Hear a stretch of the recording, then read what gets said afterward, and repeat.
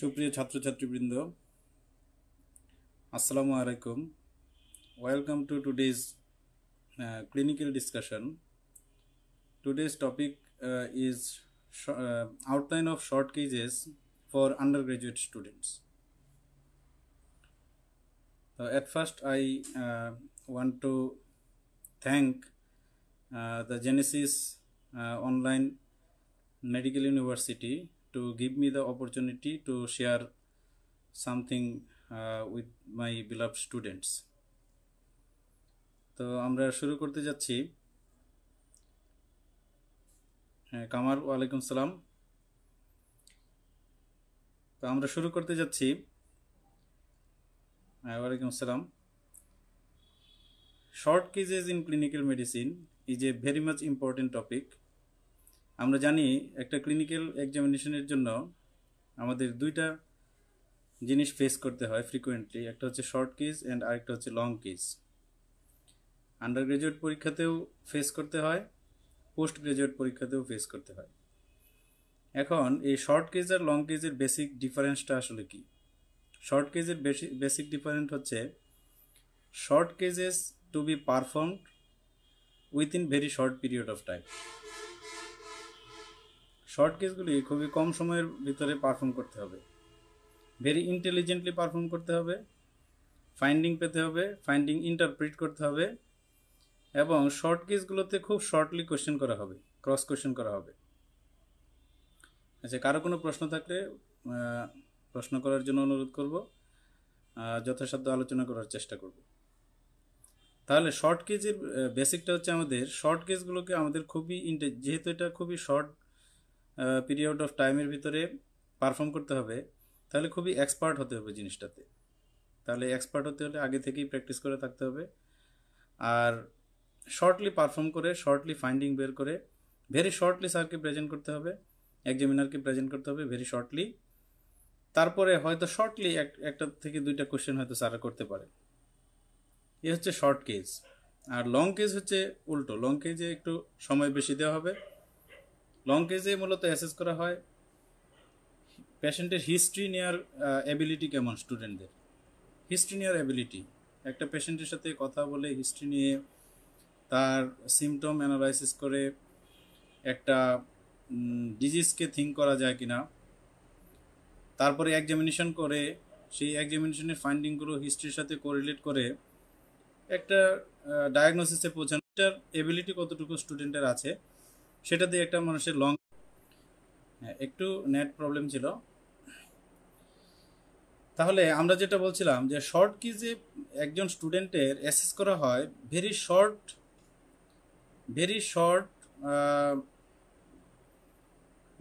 Short period of টাইমে একজন student কতটুকু এক্সামিনেশন পারফেক্টলি করতে পারে, এক্সামিনেশনের প্রসিডিউর সে পারফেক্টলি করতে পারে কিনা, শর্ট টাইমের ভিতরে ইন্টারপ্রিট করতে পারে কিনা এই এক্সামিনেশনের ফাইন্ডিং, এবং এটাকে সুন্দর করে বলতে পারে কিনা। সবচেয়ে বড় বিষয়টা হচ্ছে এই এক্সামিনেশনটাকে সুন্দর করে বলতে পারে কিনা। আচ্ছা, একজন বলেছেন স্যার আজ কতক্ষণ লাইভ করবেন? শুধুমাত্র আউটলাইন দিব আজকে কোনো সিস্টেমের ডিটেইল আলোচনা করব না, শুধুমাত্র আউটলাইন দিব শর্ট কেজের। তো আউটলাইনটা দিতে হয়তো বা 1 থেকে 1.5 ঘন্টা সময় লাগতে পারে। সবাইকে ধৈর্য সহকারে শোনার জন্য অনুরোধ করছি, কারণ আমি সাধারণত এই ক্লাসগুলোতে কোনো ক্লাসেই পরীক্ষার বাইরে কথাবার্তা তেমন কিছু বলি না। মানে থিওরিটিক্যাল কথাবার্তা বা নলেজ এনরিচ করার মতো কোনো ধরনের কথা সাধারণত আমি বলার চেষ্টা করি না, কারণ আমার কথাগুলো থেকে যদি স্টুডেন্টরা পরীক্ষাতে উপকৃত হয় তাহলে আমার বেশি ভালো লাগে, এবং আমি চাই সবাই পরীক্ষায় পাশ করুক। সবাই, মানে আন্ডার গ্রাজুয়েট স্টুডেন্টরা যেন খুব তাড়াতাড়ি পরীক্ষায় পাশ করে, আটকে না থাকে, এবং কনফিডেন্স যেন লস না হয় কোনোভাবে। পোস্ট গ্রাজুয়েট স্টুডেন্টরাও যেন সবাই পাশ করতে পারে, এই জন্য আর্থিকতা তেমন বলি না, বা নলেজ এনরিচ করার মতো খুব বেশি থিওরিটিক্যাল কথাবার্তা আমি কখনোই বলি না। আচ্ছা, আমি একটা ডিফারেন্স বলছিলাম, যে আমি একটু ডিফারেন্স বলে নিই 1-2 মিনিট, যে লং কেজ এবং শর্ট কেজে ডিফারেন্স বলছিলাম। তাহলে লং কেজে স্যারা অ্যাসেস করে যে একটা স্টুডেন্ট কতটুকু পারফেক্টলি ক্লিনিক্যাল হিস্ট্রি নিতে পারে। একটা হিস্ট্রি থেকে একটা স্টুডেন্ট কোনোভাবে একটা ডিজিজ সম্পর্কে ধারণা করতে পারে কিনা, তারপরে ক্লিনিক্যাল এক্সামিনেশন করে সেই হিস্ট্রির সাথে সে কোরিলেট করতে পারে কিনা, কোরিলেট করে একটু মোটামুটি একটা লম্বা সময়ে, আধা ঘন্টার মতো একটা সময়ে বা 20 মিনিটসের মতো একটা সময়ে সে ইন্টারপ্রিট করতে পারে কিনা যে আচ্ছা, একজন বলছে যে স্যার বেলস বলছে আপার মোটর নিউরন ফেসিয়াল, এইগুলো নিয়ে আমি পরে আলাদা ক্লাস নিব, আজকে শুধুমাত্র আউটলাইন দিব, একটু ধৈর্য সহকারে শোনার জন্য অনুরোধ করছি। আজকে হবে শুধু শর্ট কেজের আউটলাইন, মানে আমাদের কি কি শর্ট কেজ পরীক্ষাতে ফেস করতে হবে এগুলো নিয়ে আলোচনা করব। আর পরবর্তীতে আশা করি প্রতি সপ্তাহে একটা ক্লাসের মাধ্যমে একটা সিস্টেম আমি শেষ করব। মানে এক সপ্তাহে কার্ডিওভাস্কুলার সিস্টেম, এক সপ্তাহে নার্ভাস সিস্টেম, এক সপ্তাহে রেসপিরেটরি সিস্টেম, এক সপ্তাহে অ্যাবডোমেন, আরেক সপ্তাহে জেনারেল এক্সামিনেশন, মাস্কুলোস্কেলেটাল সিস্টেম, এইভাবে হয়তো আমরা শেষ করার চেষ্টা করব। তো আজকে শুধু আউটলাইন দেবো, একটু ধৈর্য সহকারে শোনার জন্য বলছি, অনুরোধ করছি। তো আমি যেটা বলছিলাম, তাহলে লং কেজে একটু লম্বা সময় দিয়ে একটা ডায়াগনোসিস এবং ডিফারেন্সিয়াল ডায়াগনোসিস সেট মানে রিচ করতে পারে কিনা স্টুডেন্টরা সেগুলো, এবং হিস্ট্রি বলার স্কিল কেমন এটা স্যাররা অ্যাসেস করে। এবং একটা ডিজিজের তখন হিস্ট্রির স্কিল যদি ভালো থাকে, তার হিস্ট্রি নেওয়ার টেকনিক, এক্সামিনেশন ফাইন্ডিং বলার টেকনিক, হিস্ট্রি বলার টেকনিক যদি ভালো থাকে, তারপরে স্যাররা clinical diagnosis, differential diagnosis, investigations, management and follow up further proceed করেন স্যাররা। আর যদি শুরুতেই হিস্ট্রি নেওয়ার স্কিল এবং এক্সামিনেশনের স্কিলে দুর্বলতা থাকে, তাহলে আর স্যাররা খুব বেশি প্রসিড করতে চান না। আচ্ছা, এখন আমি বলি আন্ডার গ্রাজুয়েট এবং পোস্ট গ্রাজুয়েট শর্ট কেজের পার্থক্যটা আমি একটু বলে নিই। পোস্ট গ্রাজুয়েট শর্ট কেজে সাধারণত এমনভাবে এক্সামিন করতে দিবে, আমি একটু পরে আলোচনাতে প্রত্যেকটা সিস্টেম ওয়াইজ আলাদা করে বুঝিয়ে দেবো যে এখানে পোস্ট গ্রাজুয়েট শর্ট কেজ হলে কী করা হতো আর আন্ডার গ্রাজুয়েট শর্ট কেজ হলে কী করা হতো। তো পোস্ট গ্রাজুয়েট শর্ট কেজে একটা সিস্টেমকে সাধারণত একটু বেশিভাবে এক্সামিন করতে দিবে। যেমন আমি বলি এক্সামিন দ্য কার্ডিওভাস্কুলার সিস্টেম, এরকম বললো, এটা পোস্ট গ্রাজুয়েশনে বলতে পারে, বাট আন্ডার গ্রাজুয়েশনে এতটা কঠিন করে দেয় না। আন্ডার গ্রাজুয়েশনে আরও স্পেসিফিক করে দেয়। যেমন আমি বলি যে যদি পোস্ট গ্রাজুয়েশনে বলে যে examine the lymph nodes of this patient বা examine the cervical lymph nodes, তাহলে তো স্টুডেন্ট আগে থেকেই মেন্টালি প্রিপেয়ার যে হয়তো বা লিম্ফ নোডে কোনো একটা ঝামেলা আছে, তাহলে সে পেয়ে যাবে। এতটা সহজ করে পোস্ট গ্রাজুয়েশনে শর্ট কেজ হবে না, কখনোই হবে না। বাট আন্ডার গ্রাজুয়েশনে স্পেসিফিক করে বলে দিতে পারে যে examine the cervical lymph nodes. এটার কারণ হচ্ছে সে লিম্ফ নোড এক্সামিনেশনের এবিসিগুলো জানে কিনা, একজন এমবিবিএস স্টুডেন্ট লিম্ফ নোড এক্সামিনেশনের এবিসিগুলো জানে কিনা, সেই এবিসিগুলো থেকে ফাইন্ডিং যেমনই হোক তারপরে থিওরিটিক্যাল ক্রসিং পারে কিনা, যে কেমন ধরনের ফাইন্ডিং হলে ডায়াগনোসিসটা লিম্ফোমা, কেমন ধরনের ফাইন্ডিংস হলে ডায়াগনোসিসটা টিউবারকুলোসিস, কেমন ধরনের ফাইন্ডিং হলে ডায়াগনোসিসটা মেটাস্টেটিক লিম্ফ নোড। তো এইভাবে মানে আন্ডার গ্রাজুয়েট শর্ট কেসগুলো হয় একটু স্পেসিফিক এবং সহজ। যেমন আন্ডার গ্রাজুয়েট স্টুডেন্ট একজনকে এমবিবিএস পরীক্ষায় বললো যে examine for condition of the anaemia of this patient, বা examine for clubbing, or examine for cyanosis, or examine for oedema. তো এই ধরনের কোনো এক্সামিনেশান এইভাবে পোস্ট গ্রাজুয়েশনে এইভাবে কখনো করা হবে না। পোস্ট গ্রাজুয়েশনে এত স্পেসিফিক করে কখনো বলা হবে না। অথবা আন্ডার গ্রাজুয়েশনে একটু বললো যে, আমি কিন্তু মূল আলোচনায় যাচ্ছি না, খুবই সিস্টেমেটিক ওয়েতে সাজানো আছে আলোচনাটা, আশা করি একটু প্যালাটেবল হবে, কেউ বোর্ড হবে না আশা করি। আমি একটু এক্সট্রা কথা বলে নিচ্ছি। যেমন আন্ডার গ্রাজুয়েট স্টুডেন্টকে বললো যে পালপেট দ্য লিভার, এই কোশ্চেন কখনো পোস্ট গ্রাজুয়েশনে কখনো এভাবে করবে না। লিভারে যদি কোনো প্যাথোলজি থাকেও তাহলে পোস্ট গ্রাজুয়েশনে বলবে এক্সামিন দ্য অ্যাবডোমেন, মানে একটু ব্রড হেডিংয়ে এক্সামিনেশনটা আশা করবে স্যাররা যদি আগেই বলে দেয় যে এক্সামিন দ্য লিভার, তাহলে তো এটা স্পেসিফিক হয়ে যায়, হয়তো বা লিভারে কিছু আছে, তাই না? তাহলে আন্ডার গ্রাজুয়েশনে কিন্তু অনেক সহজ, একদম স্পেসিফিক করে, অথবা বললো যে পালপেট দ্য স্প্লিন, অথবা শুধু বললো পালপেট দ্য অ্যাবডোমেন, তাই না? তাহলে এইভাবে আন্ডার গ্রাজুয়েশনে আসলে সহজ করে দেওয়া হয়। কীভাবে সহজ করে এই শর্ট কেসগুলো জানতে চাওয়া হয়, আমি একটা আউটলাইন আজকে দিব টোটাল শর্ট কেস। কারণ আমরা স্টুডেন্টদেরকে সব কিছু পড়ানোর চেষ্টা করি, অ্যাকচুয়ালি পরীক্ষাতে সব কিছু জিজ্ঞাসা করা হয় না, সব কিছু অ্যাসেস করা হয় না। তাহলে ফ্রিকোয়েন্টলি কোনগুলো কীভাবে অ্যাসেস করা হয় আমি সেই জিনিসগুলো আজকে আলোচনা করার চেষ্টা করব। ফ্রিকোয়েন্টলি মানে কোন জিনিসগুলো একদম ফ্রিকোয়েন্টলি পরীক্ষাতে জিজ্ঞেস করা হবে। ও আরেকটা জিনিস বলি, আন্ডার গ্রাজুয়েট পরীক্ষায় সাধারণত 1টা থেকে 2টা শর্ট কেস দিয়ে স্টুডেন্টদেরকে ফাইনাল প্রফেশনাল এমবিবিএস এক্সামিনেশনে জাজ করা হয়, 1টা অথবা 2টা। কিন্তু পোস্ট গ্রাজুয়েশনে শর্ট কেস এক্সামিনেশান একটা দুইটার ভিতরে সীমাবদ্ধ থাকবে না।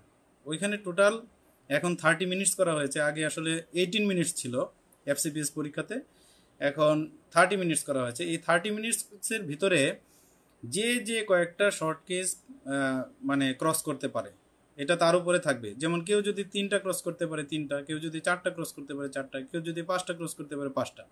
তবে মোটামুটি অ্যাভারেজ, আমরা তো পরীক্ষা অনেক দিয়েছি এবং পরীক্ষাগুলো আমরা কাছে থেকে দেখেছি, তো অ্যাভারেজ পোস্ট গ্রাজুয়েশনে 4টা সিস্টেমের 4টা শর্ট কেস ফেস করতে হয়। এবং পোস্ট গ্রাজুয়েশনের শর্ট কেসে এক্সামিনেশন প্রসিডিউর হতে হবে খুবই চমৎকার, এখানে কোনো ধরনের কোনো ঝামেলা করা যাবে না।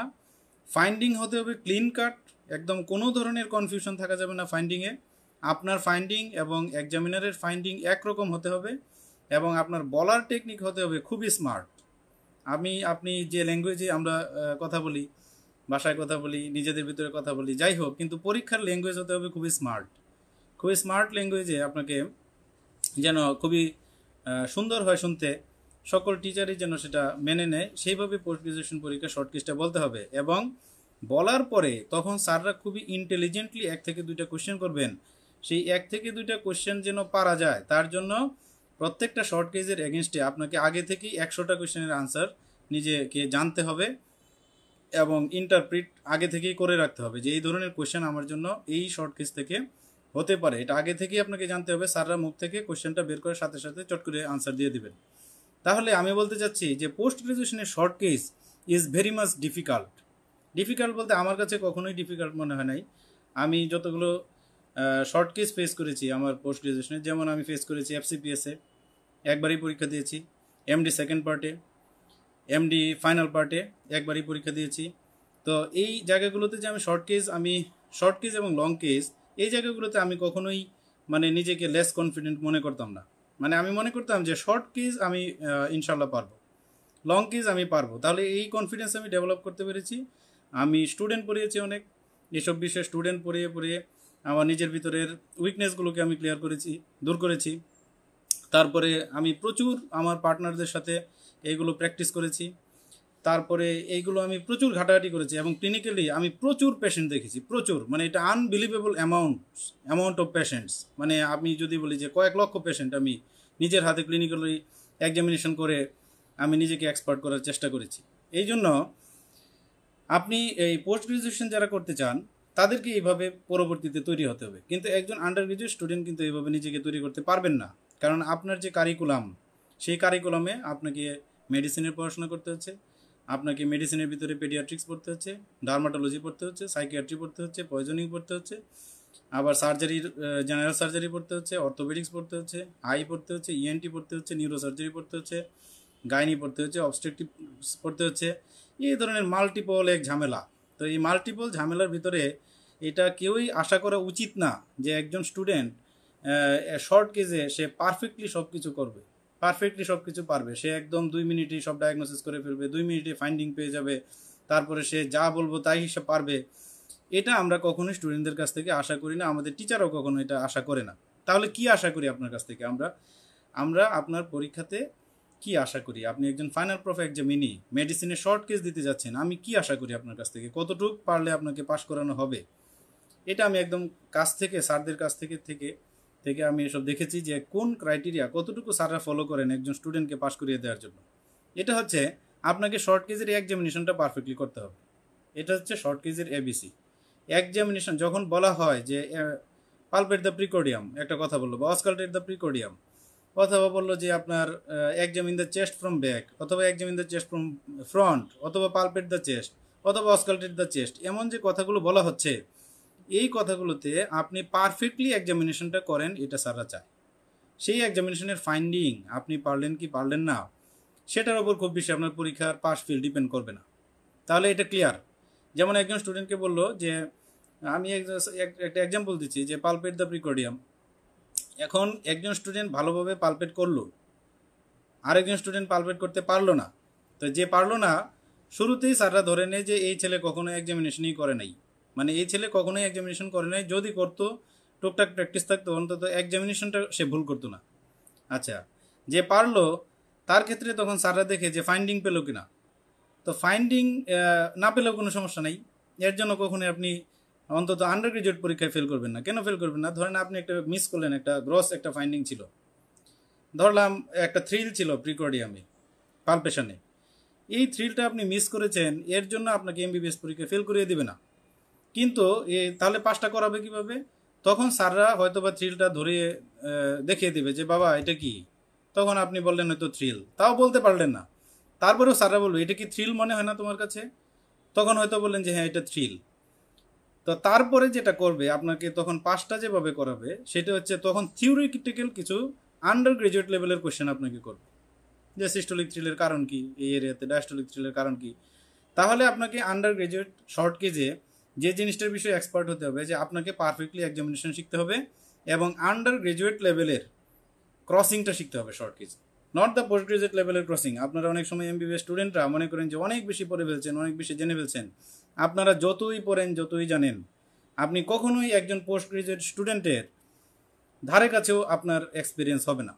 কারণ হচ্ছে পোস্ট গ্রাজুয়েট একজন স্টুডেন্ট নিজের ভিতরে স্কিল ডেভেলপমেন্টের জন্য পড়াশোনা করে, কারণ তাকে স্কিল দিয়ে পাস করতে হয়। আর আন্ডার গ্রাজুয়েট একজন স্টুডেন্ট ওনলি থিওরি দিয়ে পাস করতে হয়, আপনার ভিতরে কোনো স্কিল থাকার কোনো প্রয়োজনীয়তা নেই এবং আপনার ভিতরে কোনো ধরনের স্কিল ডেভেলপমেন্টের কোনো সুযোগই নেই। অ্যাকচুয়ালি আপনার সুযোগ নাই, আপনার কারিকুলামটা এত বেশি ভাস্ট, এত বেশি ওয়াইড, এত অল্প সময়ের ভিতরে সব কিছু কাভার করতে হয়। আপনি জীবনেও একজন স্কিল্ড ডক্টর হিসেবে, স্কিল্ড এমবিবিএস ডক্টর হিসেবে এই বাংলাদেশে আপনি বের হওয়ার কোনো ধরনের সুযোগ নেই। সেই স্কিলনেস আস্তে আস্তে ডেভেলপ করতে হয়, এভাবে আমাদেরকে সিস্টেমটা এভাবেই চলছে।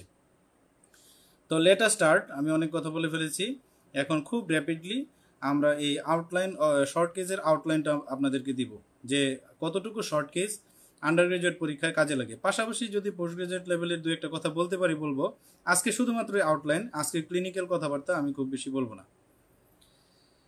তো থ্যাংক ইউ ধৈর্য সহকারে শোনার জন্য। আমি স্টার্ট করতে যাচ্ছি। আজকের ক্লাস হচ্ছে আমাদের outline of short cases of medicine for undergraduate students. I am Johiruddin Mohammad Sharif, now working as junior consultant in the cardiology department of Mymensingh Medical College Hospital. List of systems কি কি system থেকে আপনাকে short cage assess করা হতে পারে under graduate পরীক্ষাতে, এটা আমরা সবাই জানি। জেনারেল এক্সামিনেশন একটা ব্রড হেডিং, তার ভিতরে অনেকগুলো পয়েন্ট আছে, আমরা দেখাবো এখনই। কার্ডিওভাস্কুলার সিস্টেম এক্সামিনেশন, কার্ডিওভাস্কুলার সিস্টেমের ভিতরে কি কি আছে আমরা সেটা আলোচনা করব, আউটলাইন দিব আজকে। Respiratory system examination, abdomen examination, nervous system and হচ্ছে মাস্কুলোস্কেলেটাল সিস্টেম। এর ভিতরে কোন কোন সিস্টেম থেকে কতটুকু ইম্পর্টেন্ট সেটা আমি স্টেপ বাই স্টেপ আলোচনা করছি। তো এখন আমি প্রথম সিস্টেমে যাই, যেমন জেনারেল এক্সামিনেশন। এটা আমরা প্রথমে মানে এটা গ্লান্স একটা লুকিং আমরা দেখি জেনারেল এক্সামিনেশনে আমরা কি কি অ্যাসেস করি। মোস্ট ইম্পর্টেন্ট এখানে একটা জিনিস খুব ইম্পর্টেন্ট, সেটা হচ্ছে যে পোস্ট গ্রাজুয়েট পরীক্ষা যদি বলে যে perform the general examination of the patient, তাহলে আপনাকে শর্টলি 3 মিনিটের ভিতরে টোটাল জেনারেল এক্সামিনেশন শেষ করে হয়তো বা 1 থেকে 2টা ফাইন্ডিং থাকতে পারে। কারণ আপনি মনে করবেন না যে একটা মানুষের জেনারেল এক্সামিনেশনের 24টা পয়েন্টের ভিতরে বা 25টা পয়েন্টের ভিতরে 15টা পজিটিভ ফাইন্ডিং থাকবে, এটা কখনো আপনি আশা করবেন না। একটা মানুষের ডিজিজ যাই হোক, হয়তো বা জেনারেল এক্সামিনেশনে 2টা থেকে 3টা বড় জোর 4টা অ্যাবনর্মাল ফাইন্ডিং থাকতে পারে, কিন্তু আপনি 25টা ফাইন্ডিং আপনার মাথার ভিতরে থাকবে। যে অ্যাবনর্মাল ফাইন্ডিংটা পাবেন সেই অ্যাবনর্মাল ফাইন্ডিংটাকে চমৎকার করে প্রেজেন্ট করতে হবে। তাহলে দেখেন এটা একটা কতটুকু কঠিন বিষয়। এই কঠিন বিষয়টা পোস্ট গ্রাজুয়েট এক্সামিনেশনে দেয়, হ্যাঁ প্রায়ই দেয় এটা, যে perform the general examination of this patient, আপনার স্কিল কতটুকু, কত তাড়াতাড়ি পারফর্ম করতে পারেন, এবং এই 24-25টা পয়েন্টের ভিতরে কোনো ধরনের অ্যাবনর্মালিটি এই 3 থেকে 4 মিনিটের ভিতরে আপনি ডিটেক্ট করতে পারেন কিনা। But this type of examination never to be asked in the MBBS short case examination. MBBS short case এক্সামিনেশনে ইউজুয়ালি এই ধরনের কোনো শর্ট কেস করতে কখনোই দেওয়া হয় না, যে বাবা জেনারেল এক্সামিনেশন করো। তো এইটা সাধারণত করতে দেওয়া হয় না, কিন্তু তারপরেও আপনি যেহেতু একজন এমবিবিএস ডক্টর হতে যাচ্ছেন, জেনারেল এক্সামিনেশন করো এই কথা বললে একদম 3 থেকে 4 মিনিটের ভিতরে কিভাবে এই জেনারেল এক্সামিনেশনটা শেষ করা যায়, এটার একটা স্কিল আপনি নিজের ভিতরে ডেভেলপ করে রাখবেন। এটা শুধু করার জন্য করতে বলবে আপনাকে, খুব বেশি ফাইন্ডিং পাওয়ার জন্য কিন্তু বলবে না এমবিবিএস পরীক্ষায়। কিন্তু এটা কিভাবে করতে হয় সেটা পরে আমরা একসময় ক্লাস নিব, যে খুব শর্ট ডিউরেশন অফ টাইমে একটা জেনারেল এক্সামিনেশন কিভাবে শেষ করা যায়। তাহলে এটা আমরা বুঝলাম যে একটা এমবিবিএস পরীক্ষায় পারফর্ম দ্য জেনারেল এক্সামিনেশন এই ধরনের শর্ট কেস সাধারণত দেওয়া হয় না। কোথাও যদি দেওয়া হয় এটা আসলে স্টুডেন্টের প্রতি টর্চার করা। তবে টর্চার করে না, এটা শুধু দেখবে যে জেনারেল এক্সামিনেশন 3 থেকে 4 মিনিটের ভিতরে করার মতো এবিলিটি একটা স্টুডেন্টের আছে কিনা, এমনি দেখবে। এবং স্টুডেন্ট যদি না পারে কোনো একটা স্টেজে গিয়ে তাকে থামিয়ে দেওয়া হবে, থামিয়ে দেওয়ার পরে তাকে হয়তো বা থিওরিটিক্যাল কোয়েশ্চেন করা শুরু করবে। তো তার মানে এটা এই এমবিবিএস পরীক্ষা সাধারণত এইভাবে দেওয়া হয় না। তো পয়েন্টগুলো আমরা জানি, পয়েন্টগুলো ইম্পর্টেন্ট হচ্ছে এই পয়েন্টগুলোর ভিতর থেকে স্পেসিফিক জেনারেল এক্সামিনেশন এমবিবিএস স্টুডেন্টদেরকে করতে দিতে পারে, ফাইন্ডিং যেমনই থাকুক। তাহলে সেই পয়েন্টগুলো কী কী আমরা জানি? জেনারেল এক্সামিনেশনে অ্যাপিয়ারেন্স, বডি বিল্ড, অ্যাপিয়ারেন্স, একটা পেশেন্টের অ্যাপিয়ারেন্স কেমন, সেটা বিভিন্ন ধরনের অ্যাপিয়ারেন্স আছে, সেটা পরবর্তীতে আমরা আলোচনা করব। পেশেন্টের অ্যাপিয়ারেন্স নর্মাল থাকতে পারে, স্পেসিফিক ডায়াগনস্টিক অ্যাপিয়ারেন্স থাকতে পারে কোনো ডিজিজের, তারপরে ইল লুকিং অ্যাপিয়ারেন্স থাকতে পারে। বডি বিল্ড কেমন, এভারেজ, বিলো এভারেজ, হ্যাঁ। তারপরে পেশেন্ট কোঅপারেটিভ কিনা। ডিকিউবিটাস মানে হচ্ছে একটা পেশেন্ট মানে যে পজিশনে পেশেন্ট কমফোর্ট ফিল করে, কেউ সুপাইন পজিশনে, কেউ প্রন পজিশনে, কেউ ল্যাটারাল ডিকিউবিটাস পজিশনে, হ্যাঁ, কেউ হচ্ছে অন চয়েস মানে যে কোনো ডিকিউবিটাসেই সে কমফোর্ট ফিল করে। তাহলে এক একটা স্পেসিফিক ডিকিউবিটাসের জন্য স্পেসিফিক ডায়াগনস্টিক ভ্যালু আছে। নিউট্রিশনাল স্ট্যাটাস কেমন, তারপর অ্যানিমিয়া, জন্ডিস, ইডিমা, ডিহাইড্রেশন, তাই না? এই জিনিসগুলো আমরা সবাই জানি। তারপরে হাতে কিছু বিষয় আছে, যেমন ক্লাবিং আছে, কয়লোনাইকিয়া, লিউকোনাইকিয়া, এগুলো আমরা সবাই জানি। স্কিন কন্ডিশনটা কেমন, স্পেশালি স্কিনে অনেক ধরনের চেঞ্জ জেনারেল এক্সামিনেশনে পাওয়া যায়, এগুলো পোস্ট গ্রাজুয়েশনের জন্য ইম্পর্টেন্ট। যেমন স্কিনে আপনার কোনো পারপোরা আছে কিনা, কোনো ধরনের ইকাইমোসিস আছে কিনা, স্কিনে কোনো ধরনের পিগমেন্টেশন আছে কিনা, হ্যাঁ, এইসব অনেকগুলো বিষয় স্কিনের সাথে খুব ইম্পর্টেন্ট পোস্ট গ্রাজুয়েশনে। আন্ডার গ্রাজুয়েশনে এগুলো কখনো দেওয়া হয় না, বা এগুলো হয়তো বা ফাইন্ডিং বের করতে হবে এমন কোনো বিষয় না।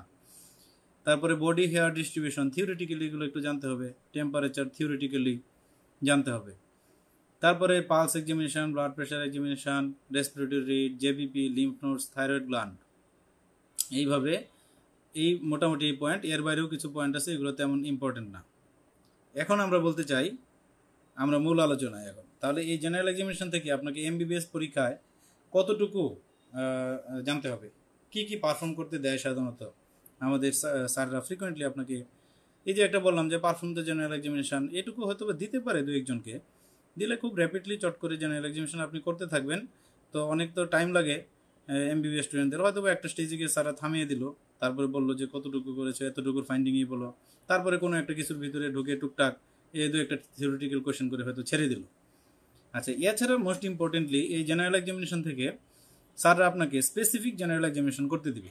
যেমন আমি যদি সিরিয়ালি যাই, কোনটা আপনাকে করতে দিবে, যেমন examine the status of anaemia of this patient, বা বললো যে আপনি এনিমিয়া এক্সামিনেশন করেন। আরেকটা গুরুত্বপূর্ণ মজার বিষয় বলি,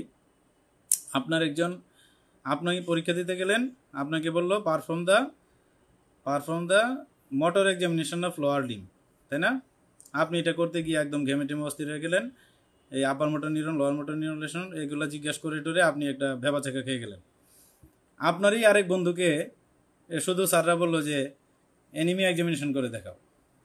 তো তখন আপনার মনে হতে পারে যে দেখো আমাকে এত কঠিন কোয়েশ্চেন করলো স্যার, এই মোটর এক্সামিনেশন অথবা সেরিবেলার ফাংশন টেস্ট দেখতে বললো, আর আমার অমুক বন্ধুকে শুধুমাত্র এনিমিয়া এক্সামিনেশন করে ছেড়ে দিল। তো এটা তো আমার প্রতি ইনজাস্টিস করা হলো। আসলে আপনার প্রতি ইনজাস্টিস করা হয়নি, যাকে এনিমিয়া এক্সামিনেশন করতে দিয়েছে তাকে ইনজাস্টিস করা হয়েছে। কারণ it is so much risky to perform a normal examination, very very risky to pass the examination.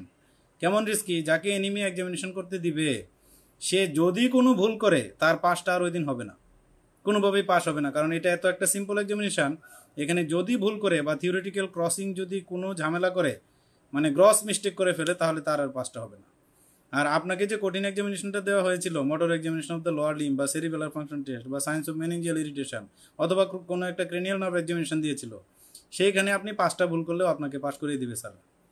তাহলে এই ব্যাপারে সবসময় সতর্ক থাকবেন। কোনো নর্মাল এক্সামিনেশন, সহজ এক্সামিনেশন পেয়ে কখনো খুশি হয়ে যাবেন না পরীক্ষাতে, যে আমি অনেক সহজ এক্সামিনেশন পেয়েছি, আমাকে কিছুই ধরনের ছেড়ে দিয়েছে, হয়তোবা আপনাকে টেনে টুনে পাস মার্ক দিয়ে ছেড়ে দিবে, আপনাকে কখনোই ভালো মার্কস পরীক্ষাতে দেওয়া হবে না। পরীক্ষাতে ভালো মার্কস পেয়ে পাস করতে হলে, অনার্স মার্ক পেতে হলে আপনাকে জটিল জিনিস ফেস করতে হবে। আপনাকে most significant examination, short case, এগুলো ফেস করতে হবে, এগুলো কনফিডেন্টলি পারফর্ম করতে হবে, সিরিয়ালি এগুলোর ফাইন্ডিং বলতে হবে, ভালো করতে হবে, তারপরে আপনি ভালো নাম্বার পেতে পারেন। আর যদি সহজ কোনো কোয়েশ্চেন করে, হয়তোবা 5 নাম্বারটা 60% টেনে টুনে পাবেন। আর যদি গ্রস মিস্টেক করেন তাহলে 5 নাম্বার দিবে না, কিছু 5 নাম্বারের চেয়ে কম মার্কস দিবে ওখানে, তখন আপনার পাস করাটা ডিফিকাল্ট হয়ে যাবে। তাহলে এমবিবিএস স্টুডেন্টদের জন্য এক্সামিন দ্য এনিমিয়া একটু জেনে রাখবেন, আমরা পরবর্তীতে এগুলো আলোচনা করব। Examination of jaundice, how to perform the jaundice examination, এটা একটু জেনে রাখবেন। এনিমিয়া যখন এক্সামিন করতে দিবে, এটা থিওরিটিক্যাল কোয়েশ্চেন কী কী হবে, এটা আমরা পরবর্তী একদিন ক্লাসে আমরা আলোচনা করব। জেনারেল এক্সামিনেশনের সব পয়েন্ট নিয়ে আমরা একটা ক্লাস ইনশাল্লাহ আয়োজন করার চেষ্টা করব। জন্ডিস থেকে আপনাকে কীভাবে এক্সামিনেশন করতে হবে এবং কি কি প্রশ্ন কমনলি আপনাকে শর্ট কেজে আস্ক করবে। শর্ট কেজে কিন্তু এখানে কিন্তু আপনাকে ভাইবা নিতে বসে না স্যাররা, এখানে আপনাকে লং কেজ নিতে বসে না, এখানে শর্টলি 2-3টা কোয়েশ্চেন জিজ্ঞেস করবেন স্যাররা। তাহলে কমনলি কী জিজ্ঞেস করা হয় সেটা আমরা পরে আরেকদিন ইনশাল্লাহ আলোচনা করব। ডিহাইড্রেশন স্ট্যাটাস, এগুলো সাধারণত পরীক্ষাতে শর্ট কেজ এক্সামিনেশন করতে দেওয়া হয় না। আচ্ছা, আমি বলছি দেওয়া হয় না, দেওয়া হয়, দেওয়া হয় না, দেওয়া হয়, আপনি সব শিখে রাখবেন, আপনি সব শিখে রাখবেন। যেগুলো বলছি যে দেওয়া হয় ইউজুয়ালি, সেগুলোকে একটু বেশি গুরুত্ব দিয়ে শিখে রাখবেন, এটা হচ্ছে ইম্পর্টেন্ট। আমি বলছি যে দেওয়া হয় না, তার মানে আপনি বাদ দিয়ে রাখলেন, আপনি বলবেন কি অমুক স্যার বলেছে এগুলো দেওয়া হয় না, করবো না, এরকম করবেন না। এরকম ডাক্তার আমরা কখনো আশা করি না। আমরা চাই আপনারা সবাই একজন ইন্টেলিজেন্ট ডক্টর হবেন, আমাদের দেশকে ভালোভাবে সার্ভ করবেন, কনফিডেন্টলি সার্ভ করবেন। যে যে লেভেলেরই আপনি চিকিৎসক হন, আপনি আপনার লেভেলে কনফিডেন্ট থাকবেন। আমরা লেস কনফিডেন্ট চিকিৎসক দিয়ে খুব বিপদে পড়তে হয় সবসময়, পেশেন্ট ম্যানেজমেন্ট করতে গিয়ে পেশেন্টেরও ক্ষতি হয়, আমাদেরও মানে বিরক্তি লাগে। তাহলে এই যে আমি বললাম স্কিন কন্ডিশন তো আর আপনাকে এক্সামিনেশন করতে দিবে না, বাট স্কিন কন্ডিশন সম্পর্কে আপনার জানা থাকলে তো কোনো প্রবলেম নাই, তাই না? সুপারফিশিয়ালি জেনে রাখবেন। বডি হেয়ার ডিস্ট্রিবিউশন কখনো এক্সামিনেশন করার বিষয় না এটা, তো এটা জানা থাকলো আর কি, যে হেয়ার ডিস্ট্রিবিউশনে কী কী, হেয়ার লসের কারণ কী, কোথায়, এগুলো 2-1টা পয়েন্ট জেনে রাখবেন। টেম্পারেচার কখনো এক্সামিন করতে দেয় না, শর্ট কেজে দিবে না, বাট লং কেজে আপনাকে টেম্পারেচার তবে এক্সামিন করতে হবে। নেক্সট ইম্পর্টেন্ট, এটা দিতে পারে examine the pulse, examine the peripheral pulse. এটা মনে রাখবেন যে পেরিফেরাল পালস অনেক স্যারদের পছন্দের বিষয়, যে পালস এক্সামিনেশন করেন। এখানে যে করেন নাই জীবনে কোনো দিন, সে একটা করবেন কি, রেডিয়াল পালসে হাত দিয়ে বসে থাকবেন, ঘড়ি দেখবেন, এদিক সাথে তাকাবেন, সেদিক তাকাবেন, তাই না? এগুলো করলে কিন্তু হবে না। এই পালস এক্সামিনেশনের কী কী পয়েন্টস আছে একটু পরে আমরা আউটলাইন দিব, সেখানে একটু খেয়াল করবেন। তাহলে এই পালস এক্সামিনেশন যেন ভালোভাবে হয়। আন্ডার গ্র্যাজুয়েশনে আপনার ফাইন্ডিং নিয়ে এত চিন্তা করার দরকার নেই, আপনি সঠিকভাবে এক্সামিনেশন করবেন। ফাইন্ডিং পেলে তো খুবই ভালো কথা, ফাইন্ডিং না পেলেও থিওরিটিক্যাল কোয়েশ্চেন, আপনার লেভেলের থিওরিটিক্যাল কোয়েশ্চেন, এত বেশি কঠিন না এগুলো, আমি আলোচনা করলেই বুঝবেন যে এই জিনিসগুলো কতটা সহজ। তাহলে এই কোয়েশ্চেনগুলোর আনসার আপনারা আগে থেকেই প্রিপেয়ার থাকবেন। ব্লাড প্রেশার এক্সামিনেশান, আমি দেখেছি এটা খুবই কম স্যারদের প্রিয়, খুবই কম স্যারদের, মানে বেশিরভাগ স্যাররা এটা করতে দেন না কখনো, কিন্তু 2-1জন স্যারকে আমি দেখেছি ওনারা ব্লাড প্রেশার এক্সামিনেশন করতে দেন। যেমন আমাদের নাম বলা তো আসলে ঠিক না, স্যারদের নাম বলবো না, আমি ইনডাইরেক্টলি বলি। যেমন আমাদের একজন এক্সটার্নাল স্যার মাঝে মাঝে আসেন ময়মনসিংহ মেডিকেল কলেজে, উনি স্টুডেন্টদেরকে ব্লাড প্রেশার এক্সামিনেশন করতে দেন মাঝে মাঝে। আবার উনি যখন না আসেন তখন অন্যান্য স্যাররা এসে সাধারণত ব্লাড প্রেশার এক্সামিনেশন করতে দেয় না। তো ব্লাড প্রেশার এক্সামিনেশন শুধুমাত্র আপনি এই যে আপনি স্পিগমোমেনোমিটার কাফটা সেট করলেন আর ঠুস করে আপনি এই এটা দিয়ে বাল্ব দিয়ে ফুলালেন, করলেন, ছেড়ে দিলেন, এই যে বাসায় যেরকম করে দেখেন, এইভাবে এক্সামিনেশন করলে ব্লাড প্রেশার এক্সামিনেশন হবে না। তো সেটা কীভাবে আইডিয়ালি এক্সামিনেশন করলে স্যাররা খুশি হবেন, কীভাবে বই পুস্তকে লেখা আছে সেই ideal procedure of blood pressure examination practice করবেন। জেবিপি কখনোই এক্সামিনেশন করতে দেওয়া হয় না পরীক্ষার হলে সাধারণত। কেন দেওয়া হয় না? এই স্কেল ধরে, তারপরে মেজারমেন্ট, এইটা হরিজন্টালি কতটুকু, ভার্টিক্যালি কতটুকু, এইগুলো করে তারপরে এগুলোর কোনো ইন্টারপ্রিটেশনের প্রয়োজন নেই জেবিপিতে। জেবিপি যদি ক্লিনিক্যালি মনে হয় raised, that is important. JBP significant হলেই তারপরে রেজড হয়, নন সিগনিফিকেন্ট ওয়েতে কখনো জেবিপি রেজড হয় না। এই জন্য JBP raised or not, raised হলে পালসেটাইল নাকি নন পালসেটাইল এটা ইম্পর্টেন্ট। এই জন্য JBP examination short case perform করার মতো কোনো বিষয় না। কাউকে যদি জেনারেল এক্সামিনেশন দেওয়া হয় পোস্ট গ্রাজুয়েশনে অথবা লং কেজে যদি তার জেবিপি রেজ থাকে, সেই ক্ষেত্রে আপনাকে এটা মেনশন করতে হবে জেবিপি ইজ রেজড, বাট কত সেন্টিমিটার রেজড এটাও খুব বেশি ইম্পর্টেন্ট না। রেজড, পালসেটাইল আর নন পালসেটাইল এতটুকু মেনশন করলে সারা খুশি। সারা যদি বলেও কতটুকু সেন্টিমিটার আপনি মেপেছেন, নো স্যার আমি মাপিনি, আলাপ শেষ, এর জন্য পাস ফেল আর কিছু হবে না, পোস্ট গ্রাজুয়েশনেও কোনো সমস্যা নেই। তাহলে এই জেবিপিটা হচ্ছে আপনার কখনো করতে দেওয়া হয় না। Importantly, very importantly for MBBS students আপনাকে লিম্ফ নোড এক্সামিনেশন করতে দিতে পারে। তো এর মধ্যেও স্যাররা আপনাকে এতটাই ভালোবাসে যে examine the lymph nodes of this patient এইভাবেও কখনো এক্সামিন করতে দেয় না, আপনাকে বাঁচিয়ে দেয় স্যাররা বলে যে examine the cervical lymph nodes of this patient, আবার বাঁচিয়ে দেয় examine the axillary lymph nodes of this patient. এখন মজার বিষয় হচ্ছে যদি সার্ভাইকাল লিম্ফোডেনোপ্যাথির কেস থাকে আপনার পরীক্ষার হলে, তাহলে দিতে পারে examine the cervical lymph node of this patient. হয়তো বা কিছু লিম্ফ নোড আপনি পেলেন, সেগুলোকে সঠিকভাবে ডিসক্রাইব করতে হবে কিন্তু, হ্যাঁ, যে পয়েন্টে আপনি এক্সামিনেশন করলেন সেই পয়েন্ট আগে থেকেই জানা থাকতে হবে, নিজের হাতে এগুলো আগে থেকেই প্র্যাকটিস করা থাকতে হবে, এবং সেই পয়েন্টগুলো আপনি সিরিয়ালি আপনি মেনশন করবেন স্যারকে যে এই অবস্থা। তা কিন্তু ইম্পর্টেন্ট হচ্ছে লিম্ফোডেনোপ্যাথির পেশেন্ট থাকবেই এমন কোনো কথা নেই।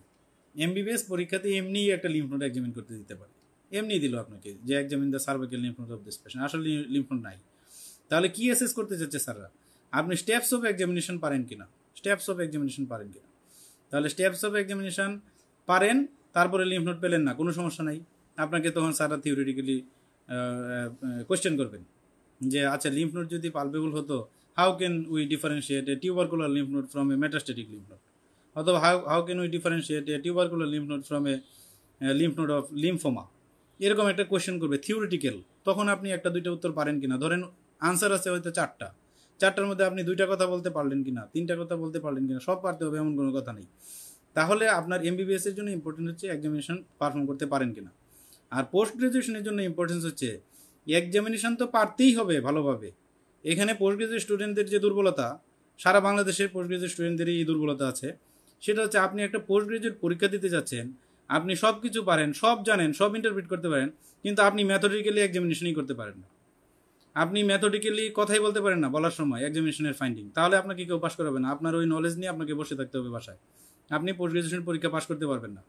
পোস্ট গ্রাজুয়েশন পরীক্ষার পাশের শর্তই হচ্ছে আন্ডার গ্রাজুয়েট লেভেলের সব কিছু 100% পারফেক্ট পারতে হবে আপনাকে, তারপরে পোস্ট গ্রাজুয়েট লেভেলের আপনার এফিকেসি আপনি দেখাবেন স্যারকে যে আপনি কতটুকু নলেজেবল, কতটুকু আপনি শার্প, সেটা আপনি পরে দেখাবেন। বাট আন্ডার গ্রাজুয়েট লেভেলের কোনো দুর্বলতা রেখে আপনি পোস্ট গ্রাজুয়েট পরীক্ষায় বসতে পারবেন না, এটা কখনোই স্যাররা মেনে নেয় না।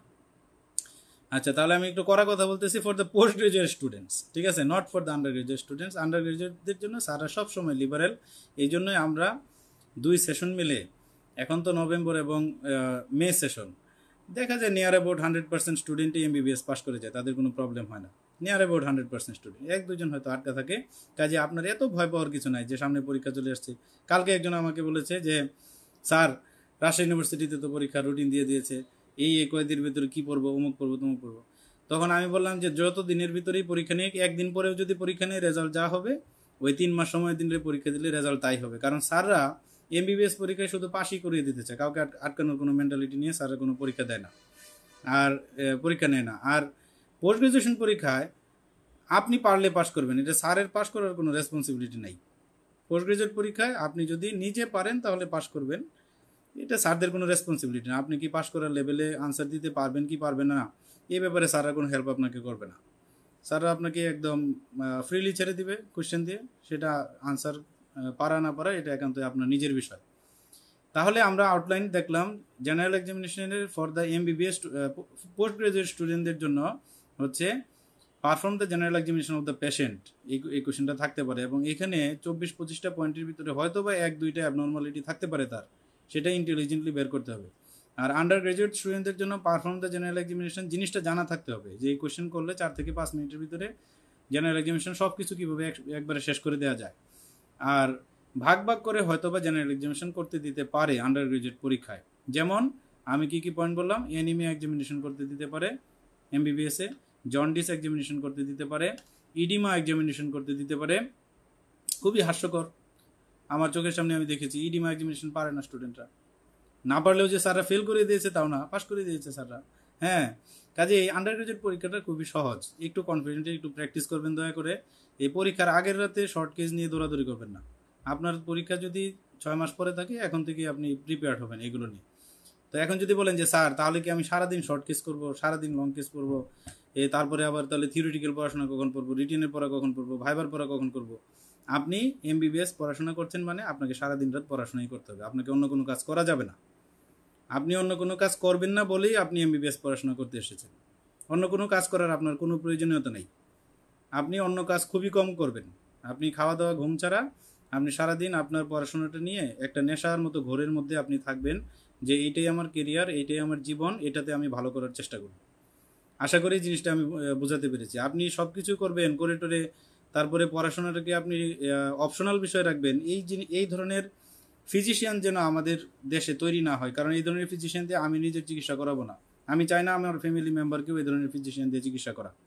আমি চাইবো একজন ইন্টেলিজেন্ট, সব কিছুতে এক্সপার্ট, ভালো ডিসিশনওয়ালা ফিজিশিয়ান দিয়ে সবাই যেন চিকিৎসা পায়। এই জন্য এমবিবিএস প্রিপারেশনটা আপনি খুব গুরুত্ব সহকারে নেবেন। আপনি এই যে এটাকে পড়াশোনাটাকে অপশনাল রেখে বাদ বাকি কাজ করার এক্সপার্ট হবেন, এটাতে আপনার ডক্টরি প্রফেশনকে তাহলে আপনার রিভিউ করতে হবে, আপনার থিঙ্কিংকে, যে আপনি ডক্টর হবেন কি হবেন না। আচ্ছা, তাহলে আমাদের আন্ডার গ্রাজুয়েট পরীক্ষায় এনিমিয়া, জন্ডিস, ইডিমা, তারপরে অনেক সময় ক্লাবিং এক্সামিনেশন করতে দেয়, মানে শুধু দেখতে দেয় যে ক্লাবিংটা এক্সামিনেশন আপনি পারেন কিনা। আচ্ছা, এটা বললাম। তারপরে আপনাকে পালস এক্সামিনেশন দিতে পারে, ব্লাড প্রেশার এক্সামিনেশন দিতে পারে। ব্লাড প্রেশার আমি আগেই বলে নিই যে ব্লাড প্রেশারে আমাদের বথ আর্মে ব্লাড প্রেশার মেজার করতে হবে যদি দেয় এক্সামিনেশন করলে। বথ পালপেটরি এবং অস্কালটেটরি মেথডে একটা আর্মে করতে হবে, তারপরে আরেকটা আর্মে পালপেটরি অস্কালটেটরি মেথডে করতে হবে। প্রয়োজনে তাকে পোস্টারাল হাইপোটেনশন আছে কিনা দাঁড়িয়ে ব্লাড প্রেশার দেখতে হবে যদি কাউকে দেয়। এটা এমনি বলে নিলাম, পরে আবার বলবো। জেবিপি এক্সামিনেশন সাধারণত দেয় না। Lymph node, specific lymph node, specially cervical and axillary lymph node examination আপনাকে দিতে পারে। Whole body lymph node examination শিখে রাখবেন এক্সামিনেশন প্রসিডিউরটা, কিন্তু দিবে এমন কোনো কথা নাই। থাইরয়েড গ্ল্যান্ড এক্সামিনেশন আপনাকে দিতে পারে, এটা ইম্পর্টেন্ট। এবং এই থাইরয়েড গ্ল্যান্ড এক্সামিনেশন পরিডিউশন পরীক্ষাতে দিতে পারে, যদি ওইরকম থাইরয়েডের কেস থাকে তাহলে থাইরয়েড গ্ল্যান্ড এক্সামিনেশন দিতে পারে। অথবা থাইরয়েডের কেস আছে, দূর থেকেই দেখা যাচ্ছে গয়টার, স্যার আপনাকে দিল পারফর্ম দ্য জেনারেল এক্সামিনেশন পোস্ট-গ্রাজুয়েশনে, এটাও দিতে পারে যে আপনাকে ওই গয়টারের দিকে চোখটা যায় কিনা, থাইরয়েডের এক্সামিনেশনটা সঠিকভাবে আপনি করছেন কিনা। হয়তো বা তার আর জেনারেল এক্সামিনেশনে কোনো ধরনের কোনো প্রবলেম নাই, অথবা আর দুই একটা হয়তো পজিটিভ ফাইন্ডিং আছে, কিন্তু মেইন ফাইন্ডিংটা হচ্ছে থাইরয়েড গ্ল্যান্ডে। তো এই ক্ষেত্রে এইভাবে দিতে পারে। আশা করি আমি আউটলাইন করতে পেরেছি general examination. Now the next system is the cardiovascular system examination. এই কার্ডিওভাস্কুলার সিস্টেম এক্সামিনেশনকে আমরা কয়েকটা ভাগে ভাগ করি। এখানেও কার্ডিওভাস্কুলার সিস্টেম এক্সামিনেশনেও কয়েকটা ভাগ, যেমন আমরা বলি examination of pulse, examination of blood pressure, examination of JVP and examination of the precordium. এখন দেখেন পালস এক্সামিনেশন জেনারেল এক্সামিনেশনেও আছে, পালস এক্সামিনেশন এই কার্ডিওভাস্কুলার সিস্টেমে হচ্ছে। তাহলে ডিফারেন্সটা কি? এটা হচ্ছে লং কেজের ডিফারেন্স, শর্ট কেজে কোনো ডিফারেন্স নেই।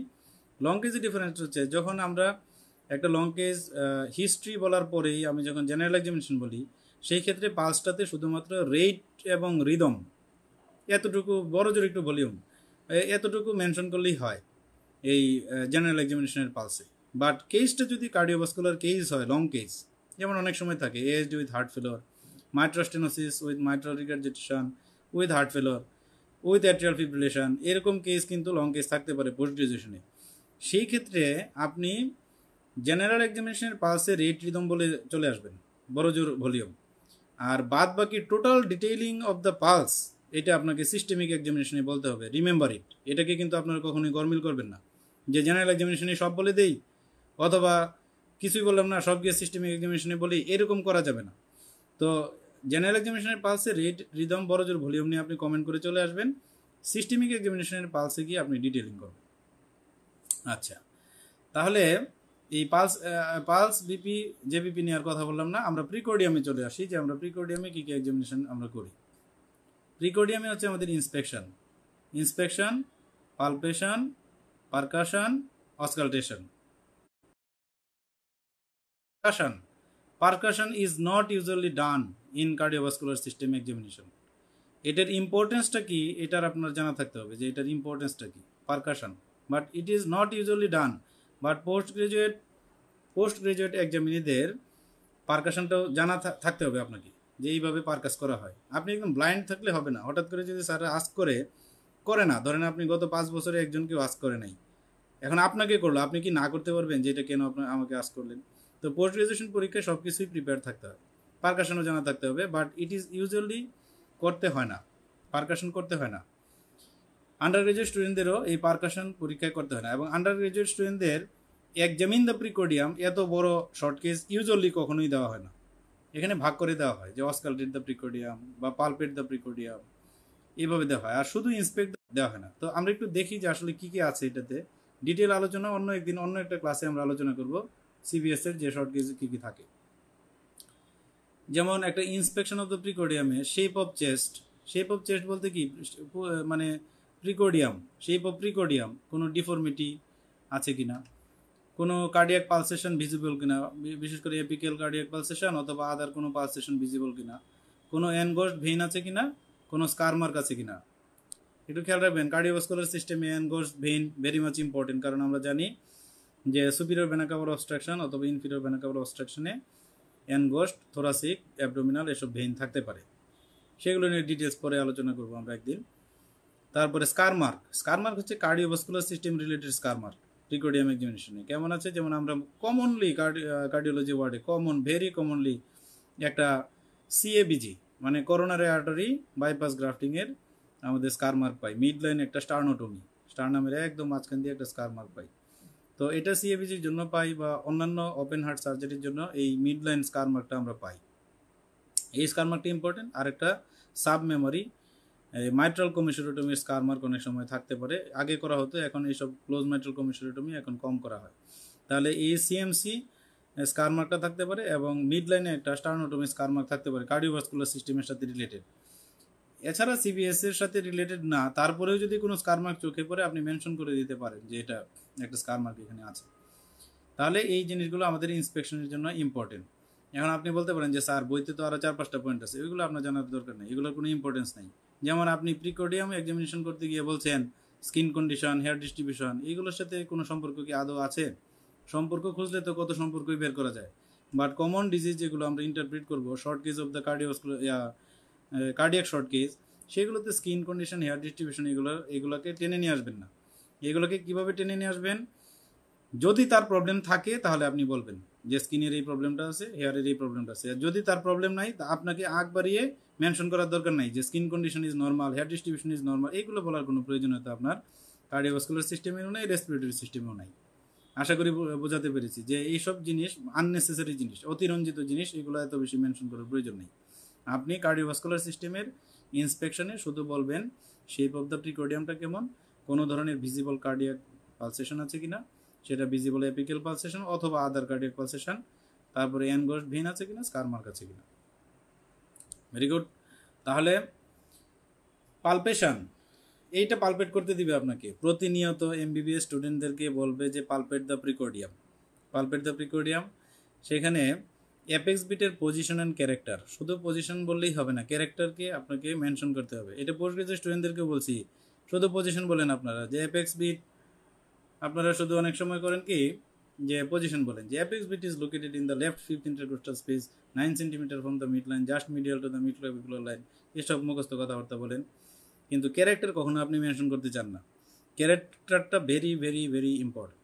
বিশেষ করে পোস্ট গ্রাজুয়েট পরীক্ষায় আপনি যখন এক্সামিন দ্য প্রিকোডিয়াম দিবে, তখন টোটাল এক্সামিনেশন ফাইন্ডিং থেকে যে ডিজিজটা আপনি বলতে চাচ্ছেন, এক্সপ্রেস করতে চাচ্ছেন, যে that is mitral stenosis or mitral regurgitation or combined mitral stenosis or mitral regurgitation or aortic stenosis or aortic regurgitation or PDA, VSD, ASD, কত কিছু আছে না।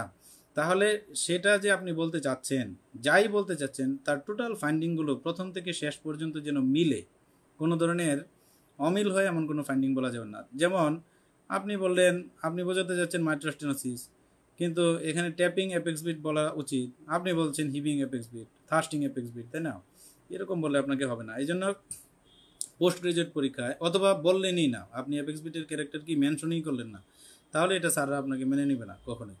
এই জন্য অ্যাপেক্স বিটের শুধু পজিশন না, পজিশনের সাথে সাথে ক্যারেক্টার মেনশন করা হচ্ছে মাস্ট, আপনাকে মেনশন করতেই হবে। এটা স্যাররা একদম শোনার জন্য বসে থাকবে যে দেখি তো অ্যাপেক্সবিটির ক্যারেক্টারটা বলে কিনা, কারণ স্যাররাও জানে যে পজিশন বলে বলে সবাই অভ্যস্ত, ক্যারেক্টার বলে বলে অভ্যস্ত না স্টুডেন্টরা।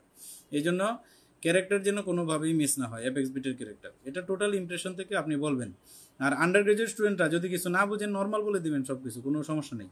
অ্যাপেক্সবিটির পজিশন, ক্যারেক্টার এগুলো নর্মাল বলে দেবেন যদি না বুঝেন আপনি। ধরেন আপনার কার্ডিওভাস্কুলার সিস্টেমে আসলেই অ্যাবনর্মাল অনেক ধরনের ফাইন্ডিং ছিল, আপনি কিছুই বুঝলেন না, নর্মাল বলে দিবেন, নর্মাল সব ফাইন্ডিং বলে দিবেন। যতটুকু অ্যাবনর্মালিটি আপনি যদি বুঝতে পারেন সেটা বলবেন, না বুঝতে পারলে নর্মাল বলবেন। তো নর্মালের ভিতরে যদি অ্যাবনর্মাল থাকে তখন স্যাররা আপনাকে থিওরিটিক্যাল কোয়েশ্চেন করে আপনাকে বাঁচানোর চেষ্টা করবে, পাস করানোর চেষ্টা করবে। আপনার এক্সামিনেশন প্রসিডিউর যদি ভালো হয়, বলার টেকনিক যদি ভালো হয়, তখন মিস করলেন ফাইন্ডিং, সেই মিসড ফাইন্ডিং থেকে তখন স্যাররা আপনাকে থিওরিটিক্যাল কোয়েশ্চেন করে আপনাকে বাঁচানোর চেষ্টা করবে। আচ্ছা, তাহলে এই অ্যাপেক্স বিটের পজিশনের সাথে ক্যারেক্টার আপনাকে বলতে হবে। তারপরে থ্রিল আছে কিনা আপনাকে বলতে হবে, সেই থ্রিল কোথায় দেখতে হয় এবং সিস্টোলিক থ্রিল নাকি ডায়াস্টোলিক থ্রিল সেটা বলতে হবে। তারপরে আমরা কয়েকটা জিনিস বলি, যেমন pulmonary component of second heart sound, এটাকে বলা হয় P2। A2 হচ্ছে aortic component of second heart sound, আর P2 হচ্ছে pulmonary component of second heart sound. আমরা জানি ফার্স্ট হার্ট সাউন্ড এবং second heart sound. First heart sound হচ্ছে লাভ, সেকেন্ড হার্ট সাউন্ড হচ্ছে ডাব। তো সেকেন্ড হার্ট সাউন্ডের আবার দুইটা কম্পোনেন্ট, একটা কম্পোনেন্ট হয় পালমোনারি ভালভ ক্লোজারের জন্য, আর একটা কম্পোনেন্ট হয় এওরটিক ভালভ ক্লোজারের জন্য। তাহলে সেই পালমোনারি কম্পোনেন্টটাকে আমরা বলি P2 আর এওরটিক কম্পোনেন্টকে বলি A2। তো P2 যদি কোনো কারণে পালপেবল হয়ে যায়, এটা পালমোনারি এরিয়াতে আমরা দেখি left second intercostal space just lateral to the left sternal margin. তো এই জায়গাটুকুতে আমরা P2 দেখি পালপেবল কিনা। পালপেবল P2-র সিগনিফিকেন্স হচ্ছে pulmonary hypertension due to any cause. কোনো কারণে যদি পালমোনারি হাইপারটেনশন হয়, pulmonary component of second heart sound palpable হতে হবে, তাহলে এটা মেনশন করতে হবে। আরেকটা বলি যে লেফট প্যারাস্টানাল হিপ বা লেফট প্যারাস্টানাল লিফট, এগুলোর এক্সামিনেশন প্রসিডিউর এবং রিলেটেড কোয়েশ্চেন আনসার আমরা পরে আরেকটা ক্লাসে ইনশাল্লাহ ডিসকাস করবো। আজকে শুধুমাত্র আউটলাইন। আচ্ছা, আজকে আমি টাইম মেনটেন করার চেষ্টা করবো যেন বেশি অতিরিক্ত সময় না হয়ে যায়, বোরিং যেন ফিল না করে। তাহলে আমি ইনশাল্লাহ ঠিক সময়ের মধ্যে শেষ করার চেষ্টা করব। এখন বাজে 9:49, আশা করি যে 10:30টার ভিতরে আমি আউটলাইন শেষ করে দেব। তো এটা হচ্ছে তাহলে পালপেবল P2 আছে কিনা সেই টেকনিকটা, তারপর লেফট প্যারাস্টানাল হিপ কীভাবে দেখতে হয়, তারপর এপিগ্যাস্ট্রিক ভালভ। আচ্ছা, কীভাবে দেখতে হয় তাই না, এগুলো নিয়ে আমি পরে আলোচনা করব। যে লেফট প্যারাস্টানাল হিপ একজন স্যার এইভাবে পছন্দ করে, বইতে তো এরকম নাই, বইতে তো অন্যরকম আছে। শোনেন, এই ব্যাপারে আমি একদম ক্লিন কথা বলতে চাই, কোনো স্যারের পছন্দ অথবা বইতে আছে যে কোনো মেথডই অ্যাকসেপ্টেবল, এটি নিয়ে এতটা রিজিডিটি শো করে না স্যাররা। আপনাকে যদি বলেও যে এই এটা কি এভাবে দেখে, এটা ওইভাবে দেখা যায় না, এটা এমনি স্যারের পছন্দটা হয়তো প্রকাশ করলো, কিন্তু এর জন্য কোনোদিন আপনাকে ফেল করিয়ে দেবে না যে এই তুমি এটা কেন এইভাবে করলা, কেন ওইভাবে করলা। এটা পরীক্ষার হলে স্টুডেন্টরা মনে করে কি আমি এইভাবে করেছি এই জন্য মনে হয় স্যাররা ফেল করেছে। ফেলটা একটা জিনিসের জন্য কখনো হয় না। একটা স্টুডেন্ট একদিন মেডিসিনের পরীক্ষায় সামগ্রিকভাবে ফেল করে। কেমনভাবে ফেল করে দেখেন, আপনি শর্ট কেজে পাশের চেয়ে কম নাম্বার পেয়েছেন, আপনি লং কেজেও পাশের চেয়ে কম নাম্বার পেয়েছেন। দেখেন, শর্ট কেজ এসএস করেছিল একজন স্যার, লং কেজ আপনাকে এসএস করেছে অন্য আরেকজন স্যার বা অন্য দুইজন স্যার। আপনি ভাইভাতেও পাশের চেয়ে কম নাম্বার পেয়েছেন, সেটা এক বোর্ডে একরকম স্যার এসএস করেছে, আরেক বোর্ডেও আপনি কম পেয়েছেন। এই যে 4 কম্পোনেন্টে গিয়ে আপনি কম পেয়ে যাচ্ছেন, তখন এই দোষটা আপনি একটা পয়েন্টের উপর চাপিয়ে দেন পরীক্ষার হলে, হল থেকে বের হয়ে এসে, যে আমি এই করেছিলাম, এই জিনিসের জন্য ধমক দিয়ে স্যার আমাকে ফেল করে দিয়েছে। No, never. এরকম ঘটনা যদি কোনো স্যার করেন, এটা আসলে অন্যায় করবেন কোনো স্যার। এরকম স্যার আমাদের স্যাররা কখনো আমি এরকম করতে দেখি নাই। আমাদের স্যারদের অনেক পরীক্ষা, আমি যেহেতু রেজিস্ট্রার ছিলাম মেডিসিনের, আমি চোখের সামনে অনেক শত শত স্টুডেন্টের আমি পরীক্ষা দেখেছি, অনেকগুলো ব্যাচের পরীক্ষা দেখেছি চোখের সামনে। এইভাবে কখনো কোনো স্টুডেন্টকে ফেল করানো হয় না, একটা পয়েন্টের উপর ভিত্তি করে ঝাড়ি দিয়ে ধমক দিয়ে ফেল করানো, এগুলো কখনো ভালো টিচাররা, ভালো স্যাররা, এখন খারাপ স্যার আমি আশা করি কোথাও নাই, সবাই ভালো স্যার আমাদের। তো এই জন্য একটা পয়েন্টের উপর ভিত্তি করে কখনো কাউকে ফেল করানো হয় না। ফেল করার জন্য আপনাকে মাল্টিপল কম্পোনেন্ট থাকতে হবে। ফেল করার মাল্টিপল কম্পোনেন্ট যদি থাকে তাহলেই শুধুমাত্র আপনি ফেল করতে পারবেন। তো সেই জন্য আপনি এটা নিয়ে ভয় পাবেন না যে প্যারাস্টানাল হিপ অমুক স্যার এইভাবে দেখিয়েছে, তমুক স্যার এইভাবে দেখিয়েছে, সব কিছুই অ্যাকসেপ্টেবল, কোনো স্যারই ভুল দেখায় না। একজন স্যার হয়তো একটা মেথড দেখায়, অন্য স্যার হয়তো আরেকটা মেথড দেখায়, অল মেথডস আর অ্যাকসেপ্টেবল। স্যাররা কখনোই কোনো ভুল মেথড কখনো দেখায় না। আপনি কনফিডেন্টলি আপনার স্যার থেকে যা শিখেছেন আপনি সেটা অ্যাপ্লাই করবেন পরীক্ষার হলে, কোনো প্রবলেম নেই। যদি প্রবলেম হতো তাহলে তো আমাদের পরীক্ষায় প্রবলেম হতো, তাই না? আমরা যে সময় এফসিএস পরীক্ষা দিলাম কোনো স্যারকেই চিনি না। ওই দিন কারা শর্ট কেস নিল জীবনের প্রথম দেখলাম, ওই দিন যারা লং কেস নিল জীবনের প্রথম দেখলাম। নাম আগে থেকে হয়তো জানতাম কিন্তু চেহারা কখনো দেখি নাই, চিনি নাই। যারা ভাইবা দিল তাদের নামও জানি না, চেহারাও চিনি না। তাহলে স্যাররা কি আমাদেরকে ফেল করেছেন? কখনোই ফেল করার নেই। কারণ যদি ওইরকম পছন্দ অপছন্দ নিয়ে এত টানা হেসরা থাকতো তাহলে ফেল করাই দিত। কিন্তু আসলে দেখলাম যে সব স্যারদের পছন্দ একই রকম। এটা শুধু শুধু দোষারোপ করা হয় যে অমুক স্যারের পছন্দ এরকম, তমুক স্যারের পছন্দ এরকম। কাজে এরকম পছন্দের ভেরিয়েশন নেই। আপনি একটা মেথড ভালোভাবে শিখবেন। তাহলে প্যারাস্টন লিফট কীভাবে দেখতে হয় শিখবেন, এপিগ্যাস্ট্রিক পালসেশনটা কীভাবে দেখতে হয় শিখবেন। তাহলে মোস্ট ইম্পর্টেন্টলি আপনাকে যদি বলা হয় যে পালপেট দ্য প্রিকোডিয়াম, তাহলে সেই পেশেন্টের আপনি পারমিশন নেবেন, পজিশন করবেন, পেশেন্টকে এক্সপোজার করবেন। এই ব্যাপারেও দুটা কথা বলে নেই। আপনাকে একটা শর্ট কেস এক্সামিনেশন দিলে শুরুতেই আপনার রিকোয়ারমেন্ট হচ্ছে পেশেন্টের পারমিশন নেওয়া এক্সামিনেশন। সেই পারমিশনটা কীভাবে নিতে হয় শিখবেন। তারপরে পেশেন্টের আপনি নিজেকে প্রশ্ন করবেন যে আমাকে যে এক্সামিনেশন করতে দেওয়া হয়েছে সেই এক্সামিনেশনের পজিশন কেমন হওয়া উচিত। আগে নিজেকে প্রশ্ন করবেন, ঘাবড়াবেন না যে আমি কি জানি এই এক্সামিনেশনের পজিশন কি হওয়া উচিত, মনে মনে প্রশ্ন করবেন নিজেকে। তারপরে সেটা পেশেন্টের ওখানে আপনি অ্যাপ্লাই করবেন, উত্তর দিবেন, নিজের প্রশ্নের উত্তরটা অ্যাপ্লাই করবেন যে হ্যাঁ আমাকে প্রিকোডিয়াম এক্সামিনেশন করতে দেওয়া হয়েছে, তাহলে প্রিকোডিয়ামের পজিশনটা এরকম হতে হবে। হ্যাঁ, আমাকে রেসপিরেটরি সিস্টেম এক্সামিনেশন করতে দিয়েছে, তার পজিশনটা এরকম হতে হবে। আমাকে অ্যাবডোমেন করতে দিয়েছে, তার পজিশন এরকম হতে হবে। আমাকে লোয়ার লিম্বের এক্সামিনেশন করতে দিয়েছে, তার পজিশন এরকম হতে হবে। তাহলে নিজেকে আগে প্রশ্ন করবেন, ঘাবড়াবেন না যে আমাকে তো করতে দেওয়া হয়েছে এই এক্সামিনেশন, তাহলে পজিশন কী হবে, তাই না? তাহলে পারমিশন অ্যান্ড পজিশন করার পরে পেশেন্টের প্রপার এক্সপোজারগুলো আমরা পরে এক একটা সিস্টেম ওয়াইজ আলোচনা করবো যে একটা সিস্টেমের বইতে কতটুকু এক্সপোজার লেখা আছে, আর আমাদের দেশের সোশিও ইকোনমিক অ্যান্ড রিলিজিয়াস ব্যাকগ্রাউন্ডে আমি কতটুকু তাকে এক্সপোজার করতে পারবো, কতটুকু এক্সপোজারের আদৌ প্রয়োজন আছে কিনা। যেমন আমি আপনাকে বলি সিম্পলি, যেহেতু প্রিকোডিয়াম আলোচনা করছি আউটলাইন, আপনি ইন্সপেকশন নিয়ে আপনার মাথা নষ্ট হয়ে গেছে, পেশেন্ট ইজ ফিমেল, তাই না? আপনার এত টেনশন করার দরকার নেই। ফিমেল পেশেন্টের ইন্সপেকশনের প্রয়োজন নেই, আপনার কোনোই প্রয়োজন নেই ইন্সপেকশনে। আপনি পালপেশন, পারকাশন এগুলো দিয়ে আপনি ইন্টারপ্রিট করার চেষ্টা করবেন। আপনি ঘাবড়াবেন না। আপনি পোস্ট গ্রাজুয়েশন পরীক্ষা দিতে যাচ্ছেন, আপনার মনে হচ্ছে যে আমি ইন্সপেকশন করতে পারছি না, এই জন্য মনে হয় পরীক্ষা এখন ফেল করে যাবো। No, never. বেশি ওভার স্মার্ট হয়ে গিয়ে ইন্সপেক্ট করতে যাচ্ছেন ফিমেল পেশেন্টে, এখানে আপনি ফেল করে যাবেন। বরং এই ক্ষেত্রে আপনি স্যারের সাথে কথা বলবেন, খোলামেলা কথা বলবেন যে sir patient is female, I can not inspect the precordium of this patient. আপনি বলবেন, আপনি তো স্যারের ছেলের মতো, সন্তান সমতুল্য। আপনি এখানে এত ঘাবড়ানোর তো কিছু নাই। আপনি বলবেন যে sir patient is female, I can not expose the precordium fully to inspect properly. তখন স্যার আপনাকে বলবে যে okay, there is no need of inspection of this patient, you do other examinations like you do palpation, percussion, এইগুলো। তার মানে আপনি confident থাকবেন, এইগুলোর জন্য কখনো পরীক্ষায় ফেল হবে না যে প্রিকোডিয়াম ঢেকে রাখছে, আমি ইন্সপেকশন করতে পারলাম না, এই জন্য মনে পরীক্ষা ফেল হয়ে যাচ্ছে। No, never. এতটা রিজিড না কেউ। তাহলে এটা, তাহলে যেটা বলছিলাম, তাহলে একটা পেশেন্টের আমাদের এক্সামিনেশনের ফার্স্ট রিকোয়ারমেন্ট হচ্ছে আমরা স্মার্টলি পেশেন্টের কাছ থেকে পারমিশন নিব। তারপরে সেই এক্সামিনেশন ওয়াইজ আমরা তাকে পজিশন করব, তারপরে তাকে এক্সপোজার করব সেই এক্সামিনেশনের জন্য। তারপরে আমি জেন্টলি তাকে এক্সামিনেশন শুরু করবো। আপনি একটা তাড়াহুড়া শুরু করে দিলেন, আপনাকে বললো যে পালপেট দ্য প্রিকোডিয়াম, এখন আপনি মনে হচ্ছে যে পাইছি এখন, ঠিক আছে, এখন তাড়াতাড়ি এটা কি করা যায়। হ্যাঁ, আসসালামু আলাইকুম, আমি একজন অমুক তমুক, এসে আমি কি করতে চাই, মানে কথা একদম আপনি এইভাবে না, আপনি জেন্টলি তাকে বলবেন যে আসসালামু আলাইকুম, হ্যাঁ আমি একজন এমবিবিএস পরীক্ষার্থী স্টুডেন্ট, আমি আপনার বুকটা একটু পরীক্ষা করতে চাই, এতে যদি কোনো সমস্যা হয় আপনি আমাকে বলবেন, আশা করি কোনো সমস্যা হবে না।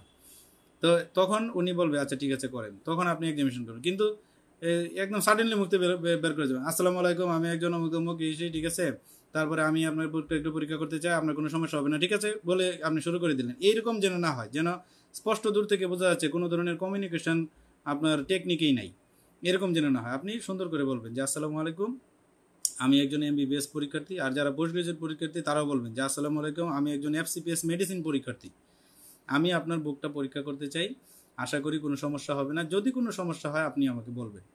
তাহলে সেইভাবে আপনি পরীক্ষা শুরু করবেন। তারপরে আপনি পজিশন করবেন পেশেন্টের। প্রিকোডিয়ামের এক্সামিনেশনের এটা আমি আচ্ছা পরে ডিটেলস করি, আমার সময় বেশি নষ্ট হয়ে যাবে। কতটুকু কীভাবে পজিশন করবেন, তারপরে তাকে এক্সপোজার করবেন করে, তারপরে এটা। তাহলে পালপেট দ্য প্রিকোডিয়ামে আপনি অ্যাপেক্স বিট লোকালাইজ করবেন, ক্যারেক্টার্স দেখবেন, তারপরে থ্রিলগুলো আছে কিনা সবগুলো এতে দেখে নেবেন, এবং সেটা সিস্টোলিক না ডায়াস্টোলিক সেটা ক্যারোটিড পালসের সাথে আপনি কোয়েনসাইড করবেন।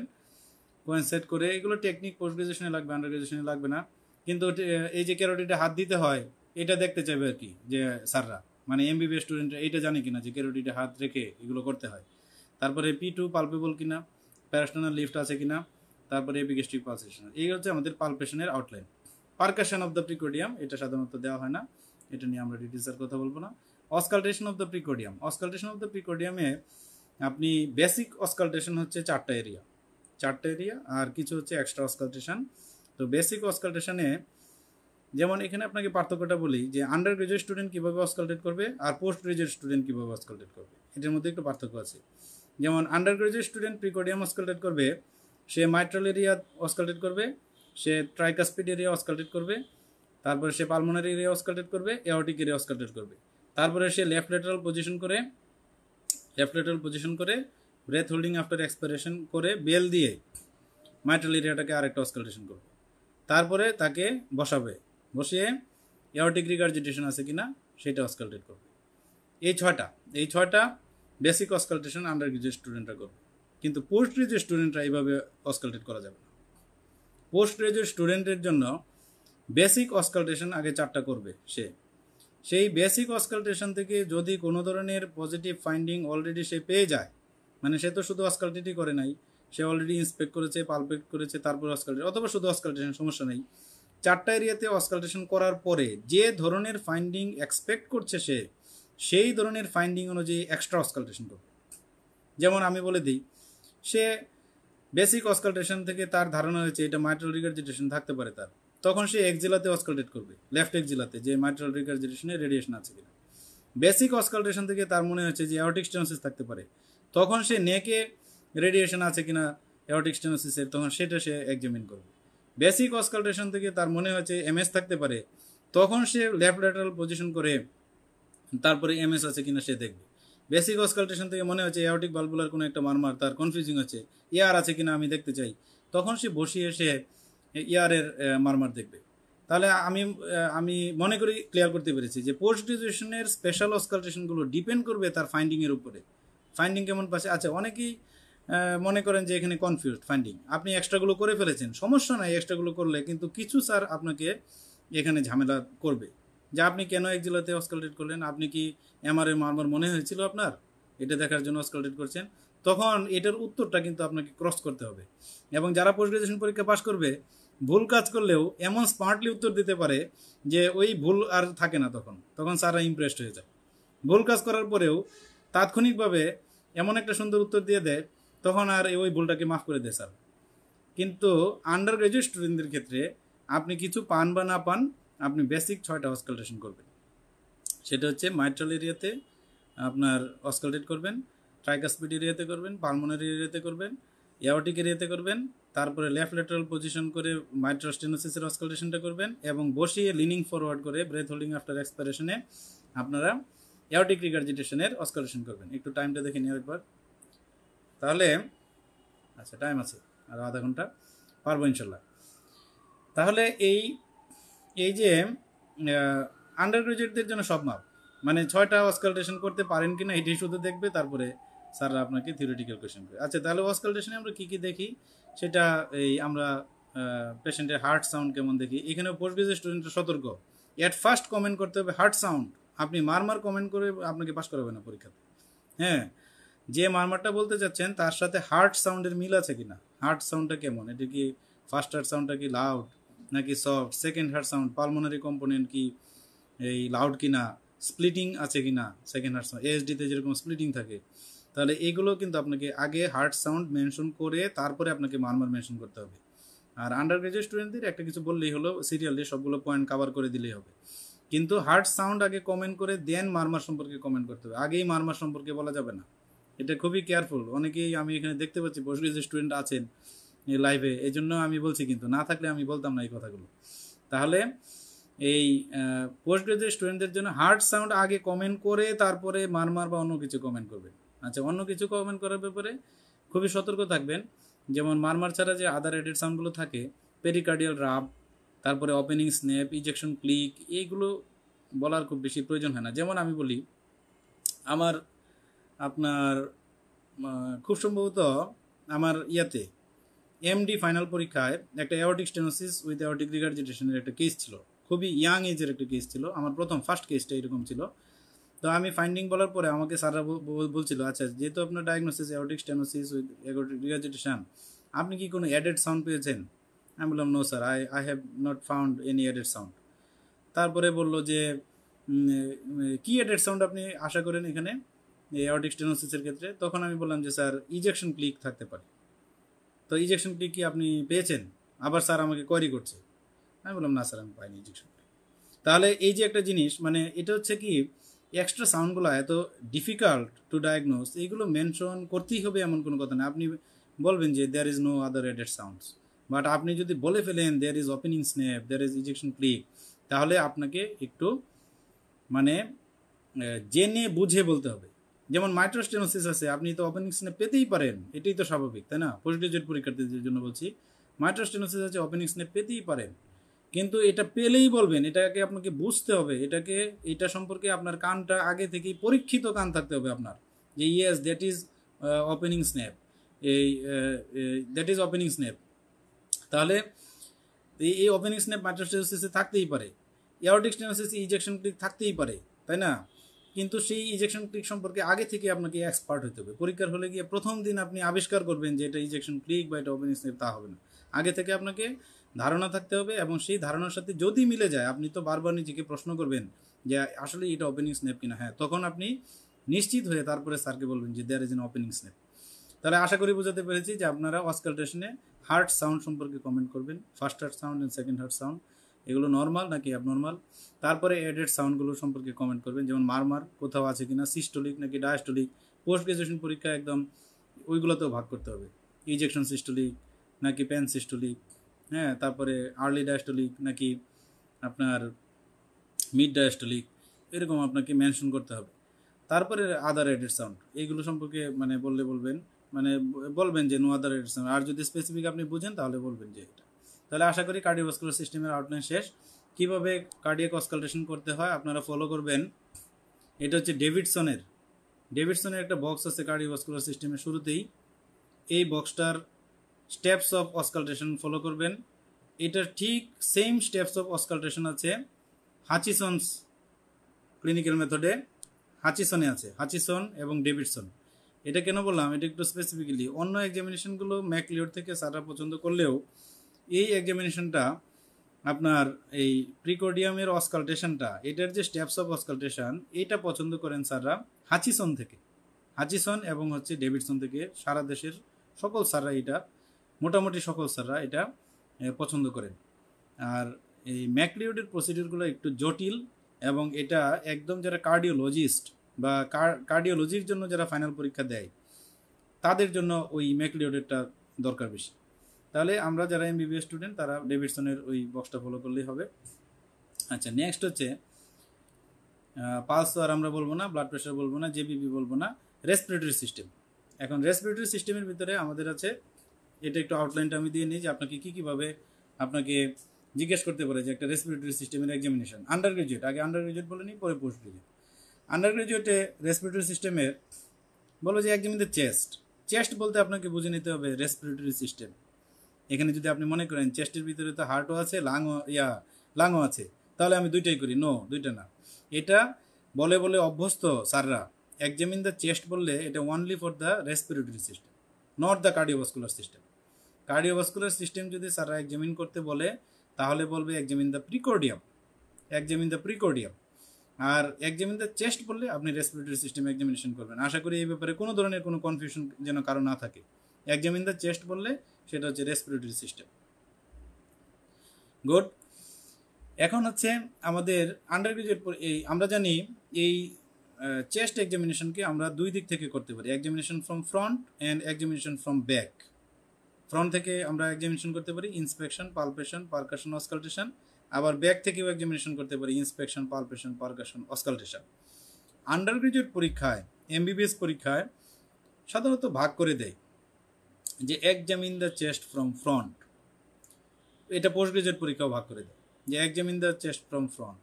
অথবা examine the chest from back, তাহলে এই ভাগটা করে দেয়। আর আপনার আন্ডার গ্রাজুয়েট পরীক্ষায় আরও স্পেসিফিক করে দিতে পারে যে palpate the chest from front, pulpit the chest from back, অথবা পালপেট দ্য চেস্ট। যদি পুরোটা বলে পালপেট দ্য চেস্ট, তাহলে আপনি সামনে থেকেও আগে করবেন, তারপরে পেশেন্টকে বসিয়ে পিছন দিক থেকেও করতে যাবেন। যদি স্যাররা থামিয়ে দেয় কোনো সমস্যা নাই, না থামাইলে আপনি পিছন দিক থেকেও শেষ করবেন। তাহলে স্যাররা মুখ থেকে কী উচ্চারণ করছে সেটাকে আপনাকে কেয়ারফুলি শুনতে হবে, যে স্যাররা কি বলেছে কিনা, যে এক্সামিন দ্য চেস্ট নাকি examine the chest from front নাকি examine the chest from back. যদি বলে এক্সামিন দ্য চেস্ট, তাহলে সামনে থেকেও করতে হবে, বসিয়ে পিছন থেকেও করতে হবে। যদি বলে পালপেট দ্য চেস্ট, সামনে থেকেও পালপেট করতে হবে, বসিয়ে পিছন দিক থেকে পালপেট করতে হবে। যদি বলে পারকাস দ্য চেস্ট, সামনে থেকেও পারকাশন করতে হবে, পিছন থেকেও পারকাশন করতে হবে। যদি বলে যে অসকালটেট দ্য চেস্ট, তাহলে সামনে থেকে অসকালটেট করতে হবে, পিছন থেকে অসকালটেট করতে হবে। কিন্তু যদি ভাগ করে দেয় যে অসকালটেট দ্য চেস্ট ফ্রম ব্যাক, তাহলে আপনি ব্যাক থেকে করবেন। অসকালটেট দ্য চেস্ট ফ্রম ফ্রন্ট, সামনে থেকে করবেন। Pulpit the chest from front, সামনে থেকে করবেন। তাহলে আমাদের টোটালটাই জানা থাকতে হবে। অনেকে মনে করেন কি পিছন দিকে মনে হয় কঠিন, পিছন দিকে হচ্ছে সবচেয়ে সহজ, না করার জন্য কঠিন। কারণ পিছন দিকে ট্রাকিয়ার পজিশনও থাকতে হয় না, পিছন দিকে আপনার সামনে লিভারের যে ডালনেসটা থাকে সামনের দিকে, সেই ডালনেসটা এসেও কোনো ঝামেলা করে না। হ্যাঁ, পিছন দিকে একদম সহজ এক্সামিনেশন করা চেস্টের। সামনের দিকে খুব জটিল, কারণ সামনের দিকে হার্টের জন্য প্রিকোর্ডিয়ামের ওইদিকে গিয়ে ডালনেসে একটা প্রবলেম হয়, ডান সাইডে লিভার থাকার জন্য ওইদিকে ডালনেসে গিয়ে একটা প্রবলেম হয়। তখন যদি কোনো ইফিউশন থাকে, অথবা যদি কোনো মাসলেশন থাকে, অথবা যদি কোনো কনসলিডেশন থাকে, তখন এই পারকাশনের ফাইন্ডিংটা খুবই ঝামেলা হয় এই সামনের দিক থেকে। এর চেয়ে পিছন দিকেই ভালো, পিছন দিকে লিভারও নাই, হার্টও নাই, তো এইগুলো কোনো এসে কোনো ইন্টারফারেন্স নাই, একদম ওপেন লাং ফিল্ড। তো এই জন্য আমরা এটাতে একটু সতর্ক থাকতে হবে যে পিছন দিকের এক্সামিনেশনগুলো যেন আমরা ভালোভাবে জানি। তাহলে আপনাকে এইভাবে এক্সামিন করতে দিতে পারে, সামনের দিক থেকে, পিছন দিক থেকে, অথবা টোটালটাও আপনাকে এক্সামিনেশন করতে দিতে পারে। এটা কীভাবে এক্সামিনেশন করতে হয় আমরা পরের ক্লাসে আমরা আলোচনা করব। তবে খেয়াল রাখবেন যে ইন্সপেকশনে আমরা কি কি দেখি। Form and shape of the chest, এটা আমি সবসময় বলি, এর আগে অনেক ক্লাস নিয়েছি। মুখ ফসকে size and shape of the chest, size বলতে কিছু নাই, ঠিক আছে, সাইজ বলতে কিছু নাই। সাইজ মানে কি, চেস্টের কি কোনো সাইজ আছে? তাহলে সাইজকে আমরা মাপি, তাহলে size and shape of the chest বলা যাবে না, এটা হচ্ছে form and shape of the chest, অথবা শুধু শেপ অফ দ্য চেস্ট আপনি বলবেন। কারণ এখানে কোনো ধরনের কোনো অ্যাবনর্মালিটি আছে কিনা এগুলো ডিটেল ক্লাস আমরা পরে আলোচনা করব। তাহলে form and shape of the chest বলবেন, not the size and shape of the chest. তারপরে movement of the chest, very important. ইন্সপেকশনে মুভমেন্ট আমরা মিস করি, ইন্সপেকশনে চেস্টের মুভমেন্ট আমরা পরে আরও ডিটেলস আলোচনা করব। আমরা যখন একটা চেস্টকে নর্মালি ইন্সপেক্ট করি তখন এটার মুভমেন্ট ভালোভাবে বোঝা যায় না। এটা নর্মাল ইন্সপেকশনে আপনি কী কী দেখবেন, তার শেপ অফ দ্য চেস্ট দেখবেন, তার কোনো সাইন অফ ডিসনি আছে কিনা দেখবেন, কোনো ধরনের স্কার মার্ক আছে কিনা দেখবেন, এনগোস্ট ভেইন আছে কিনা দেখবেন, তারপরে রেসপিরেটরি রেটটা দেখতে পারেন। এগুলো হচ্ছে নর্মাল ইন্সপেকশন। কিন্তু আপনাকে পায়ের কাছে অথবা মাথার কাছে গিয়ে আপনি নর্মাল ইন্সপেকশন আগে করে নেবেন। আর ইন্সপেকশনে করতে গিয়ে বসে যাবেন না কখনো।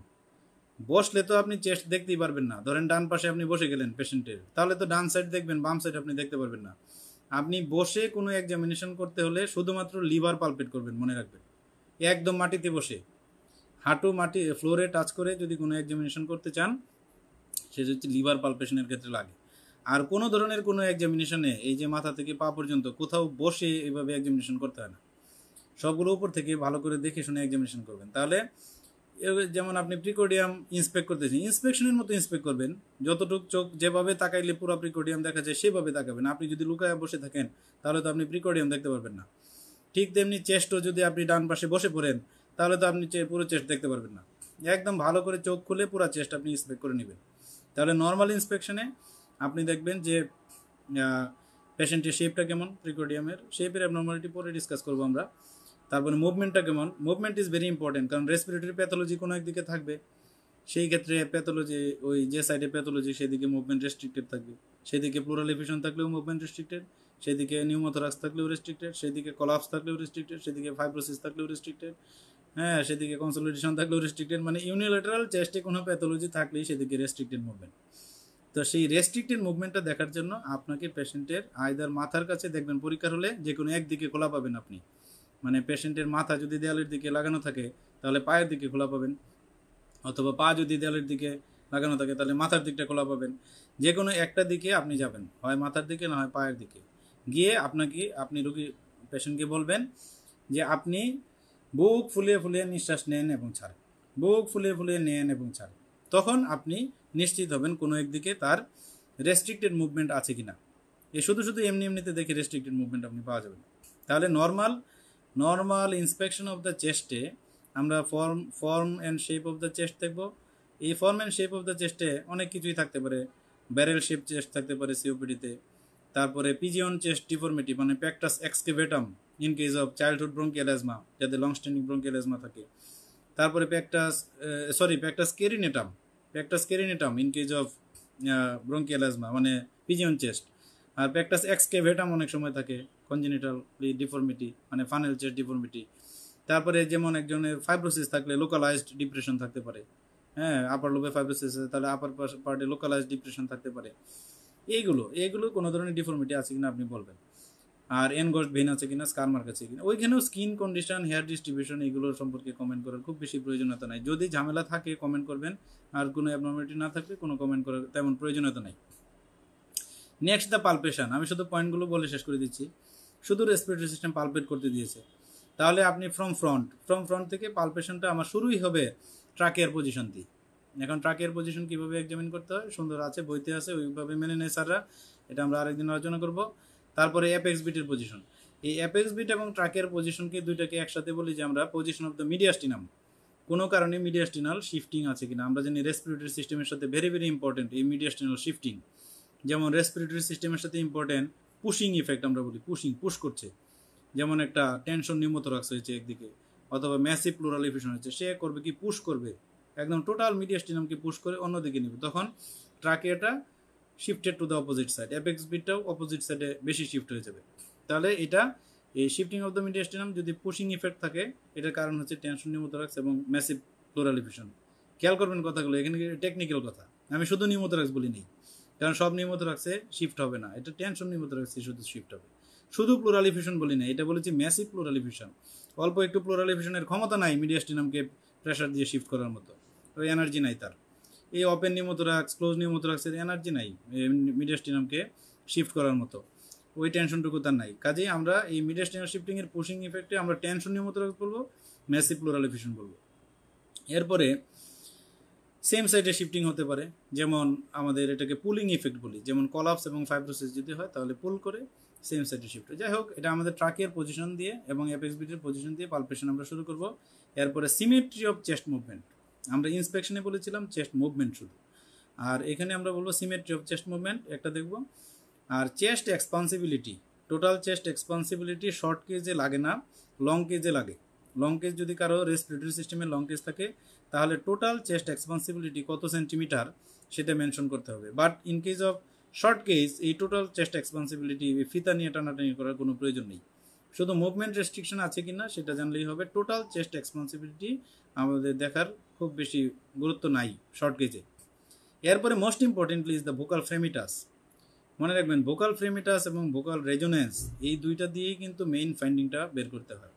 মানে আপনার কোনো কিছুতে যদি পোস্ট গ্রাজুয়েট স্টুডেন্টদের জন্য বলছি, যদি ইন্সপেকশনে, পালপেশনে, পারকাশনে আপনি খুবই কনফিউজড যে ফাইন্ডিংগুলো আসলে কি বুঝতে পারছি না, আলটিমেটলি ফাইনাল সিদ্ধান্তটা আপনার ভোকাল রেজোনেন্স দিয়ে নিতে হবে। এবং ভোকাল রেজোনেন্সেরই পালপিটরি ফর্মটা হচ্ছে ভোকাল ফ্রেমিটাস। ভোকাল রেজোনেন্সের ফাইন্ডিং যেমন হবে তার সাথে মিলিয়ে আপনাকে ইন্সপেকশন পালপেশনের ফাইন্ডিংটাও সাজিয়ে তারপরে আপনাকে একটা ডায়াগনোসিসে পৌঁছাতে হবে। এই জন্য ভোকাল ফ্রেমিটাসটা খুব ইম্পর্টেন্ট। আর যে আদার special points in case of মানে চেস্ট পালপেশন, এইগুলার কোনো ধরনের কোনো প্রয়োজন নেই। হ্যাঁ, যেমন আপনাকে বলি ট্রাকিয়াল টাগ আপনাকে শেখাবে, থার্ড ইয়ারেই সারা শেখানো শুরু করে দেবে, এগুলো এমনি শিখে রাখবেন, এগুলো কোনোদিন করতে হবে না। ট্রাকিয়াল টাগ, ক্রিকোস্টার্নাল ডিস্টেন্স, কত কিছু যে শেখাবে আপনাকে, এগুলো কিন্তু আমরাও একসময় যখন অনভিজ্ঞ ছিলাম, নতুন টিচার, হ্যাঁ নতুন টিচার, যখন অনারারি মেডিকেল অফিসার ছিলাম, একটা ক্লাস নিতেই ভয় আত্মাকে পড়তো, হ্যাঁ, যে কি ক্লাস নেই, কি করতে কি পড়ায়, যদি কম পড়ায় ছাত্ররা কি মনে করবে। অ্যাকচুয়ালি কম পড়াইতে হয় স্টুডেন্টদেরকে কখনো এত বেশি পড়াইতে হয় না। হ্যাঁ, যে জিনিস লাগবে না, আনইম্পর্টেন্ট, এগুলো কখনোই স্টুডেন্টদের মাথায় ঢোকাইতে না, ব্রেনগুলো এই জন্যই নষ্ট হয় এবং কনফিডেন্স লস হয়। সেই জন্য ট্রাকিয়ালটা, cricosternal distance, rib tenderness in the costochondral junction, subcutaneous emphysema, এইগুলো কিছুই করার কোনো প্রয়োজন নেই, এগুলো আপনাদের জানতে হবে না। তাহলে পালপেশন অফ দ্য চেস্টে, পজিশন অফ ট্রাকিয়া, তারপরে position of the apex beat, তারপরে symmetry of the chest movement, বড় জোর চেস্ট, টোটাল চেস্ট এক্সপন্সিবিলিটি, তারপরে হচ্ছে ভোকাল ফ্রেমিটাস। এতটুকুর ভিতরে আমাদের পালপেশন। আর পালপেশন ফ্রম দ্য ব্যাক যদি বলে, তাহলে ব্যাকে তো ট্রাকিও নাই, অ্যাপেক্স বিটও নাই, এই দুইটা ছাড়া বাকিগুলো ব্যাকে। Symmetry of chest movement, total chest expansibility এবং ভোকাল ফ্রেমিটাস, এই তিনটা হচ্ছে palpation from the back. Percussion is very important for the respiratory system. কোন কোন সিস্টেমে আমরা কিভাবে সামনের দিক থেকে, কোন লাইনে আমরা সামনের দিক থেকে সাধারণত মিড ক্লাভিকুলার লাইনে বোথ সাইডে আমরা পারকাস করি, এবং মিড এক্সিলারি লাইন, এই দুইটা লাইনে আমরা সামনের দিক থেকে ফ্রম দ্য ফ্রন্ট আমরা পারকাস করি, ভুলবেন না কিন্তু। হ্যাঁ, এবং ফাইন্ডিংগুলো ওইভাবে বলতে হবে যে ডালনেসটা যে আপনি বলছেন, তাহলে কোন লাইনে কত ইন্টারকোস্টাল স্পেস থেকে কত ইন্টারকোস্টাল স্পেস পর্যন্ত, এটা আমরা স্পেসিফিক পরে আলোচনা করবো সিস্টেম ওয়াইজ। তারপরে অসকালটেশন একই, আপনার যে পয়েন্টগুলোতে আপনি পারকাশন করেছিলেন সেই পয়েন্টগুলোই সামনের দিক থেকে মিড ক্লাভিকুলার লাইন এবং মিড এক্সিলারি লাইন, আর পিছন দিক থেকে ইনফ্রাস্কাপুলার লাইন। একটু উপর থেকে শুরু হবে, অ্যাপেক্স থেকে শুরু হবে, প্যারাস্কাপুলার রিজিয়ন থেকে হয়ে ইনফ্রাস্কাপুলার লাইন দিয়ে শেষ হবে পিছন দিক থেকে। তাহলে এইভাবে আমরা অসকালটেশন শেষ করব। আচ্ছা, এই রিলেটেড কয়েকটা অসকালটেশনে একটু থিওরিটিক্যাল কথা বলি। যেমন অসকালটেশনে আমরা কী কী খেয়াল করি? অসকালটেশনে আমরা ব্রেথ সাউন্ড খেয়াল করি, আমরা অ্যাডেড সাউন্ড আছে কিনা, এবং সবার শেষে ভোকাল রেজোনেন্স। এখানে সিকোয়েন্সগুলো যেন আপনার উল্টাপাল্টা না হয় বলার ক্ষেত্রে। আন্ডার গ্রাজুয়েটে উল্টাপাল্টা করবেন না, পোস্ট গ্রাজুয়েশনে উল্টাপাল্টা করবেন না। আগে বলবেন ব্রেথ সাউন্ড। ব্রেথ সাউন্ডটা কি, আমরা নর্মাল ব্রেথ সাউন্ডকে বলি ভেসিকুলার ব্রেথ সাউন্ড। তাহলে ব্রেথ সাউন্ডটা কি ভেসিকুলার নাকি ভেসিকুলার? যেমন আমরা যদি আপনি সিওপিডি বলতে চাচ্ছেন একটা পেশেন্টের ফাইন্ডিং, সেই ক্ষেত্রে বা ব্রঙ্কিয়াল অ্যাজমা বলতে চাচ্ছেন, তাহলে সেই ক্ষেত্রে ভেসিকুলার উইথ প্রলং এক্সপিরেশন। যেমন আন্ডার গ্রাজুয়েট পরীক্ষার হলে সিওপিডির লং কেস থাকে, তো সিওপিডির লং কেসের মধ্যে আপনাকে আবার শর্ট কেস করতে দিল চেস্ট অসকালটেশন। স্যাররা আশা করছে আপনি রংকাইটা পাবেন, বড় জোর একটু ক্রেপিটেশন পাবেন, আর এই যে ব্রেথ সাউন্ডটা ভেসিকুলার উইথ প্রলং এক্সপিরেশন, সেইটা যেন আপনি বলতে পারেন, এই জন্য হয়তো আপনাকে দিয়েছে। তাহলে এই আপনাকে ব্রেথ সাউন্ড সম্পর্কে শুরুতেই কমেন্ট করতে হবে, এটা কি ভেসিকুলার নাকি ভেসিকুলার উইথ প্রলং এক্সপিরেশন নাকি এই কী বলে ব্রঙ্কিয়াল ব্রেথ সাউন্ড। কারণ যখন আপনি কনসোলিডেশন বলতে যাবেন, ফাইব্রোসিস বলতে যাবেন, অথবা পেরিফেরাল কলাপস বলতে যাবেন, তখন এটা ভেসিকুলার কী বলে ব্রঙ্কিয়াল ব্রেথ সাউন্ড থাকবে। আরেকটা হচ্ছে মোস্ট ইম্পর্টেন্ট হচ্ছে ভোকাল রেজোনেন্স।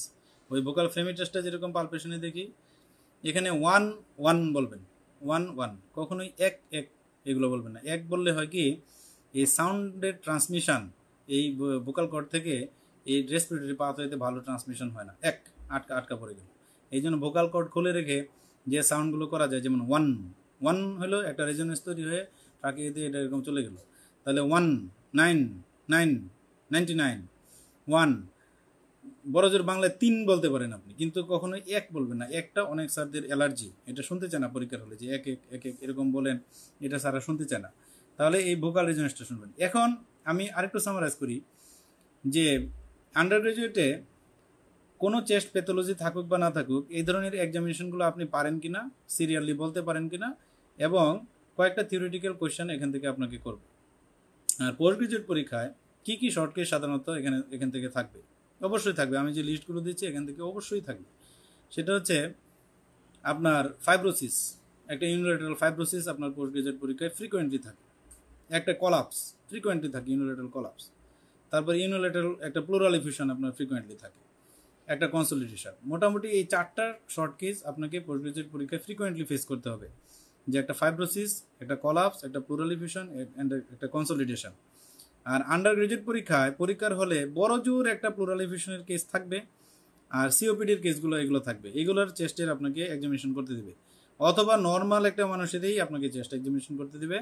করার পরে এই থিওরিটিক্যালি এগুলো নিয়ে আবার জিজ্ঞেস করবে যে প্লুরাল এফিউশনের সাথে কনসোলিডেশনের ডিফারেন্স কি, প্লুরাল এফিউশনের সাথে কলাপসের ডিফারেন্স কি, কলাপসের সাথে ফাইব্রোসিসের ডিফারেন্স কি, ফাইব্রোসিসের সাথে কনসোলিডেশনের ডিফারেন্স কি। হ্যাঁ, এই জিনিসগুলো আপনাকে অ্যাসেস করবে।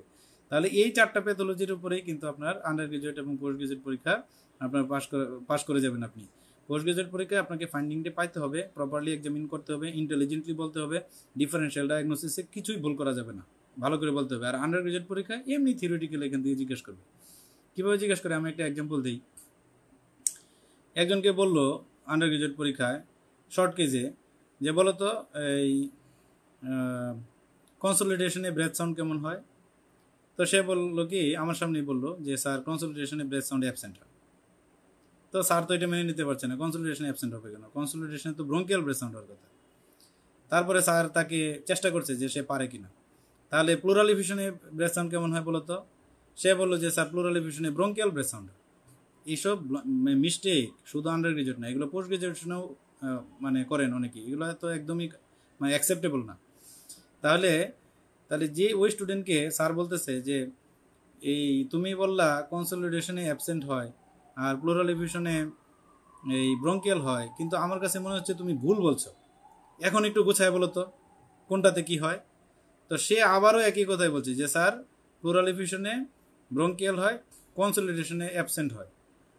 তখন আমি পাশে দাঁড়াইছিলাম, আমি বললাম এই শোনো, স্যার তো বলছে যে তুমি ভুল করতেছো, উল্টায় বলো তাহলেই তো ঠিক হয়ে যায়।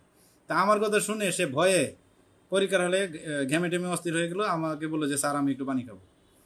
তো আমরা তাকে তখন আবার স্যারও বললো এই তুমি এত ভয় পানো, এই কিছু ওর জন্য পানি আনো। তো তখন পানিটা নিয়ে এনে টেনে তখন আবার বলা হলো যে তুমি কি পারবা এই ইয়াতে কনসলিডেশনে এই ব্রেথ সাউন্ডটা কেমন হয়, তুমি ভুল করছিলে আগে, এখন শুধুমাত্র উল্টায় ঠিক করে শুধু বলো।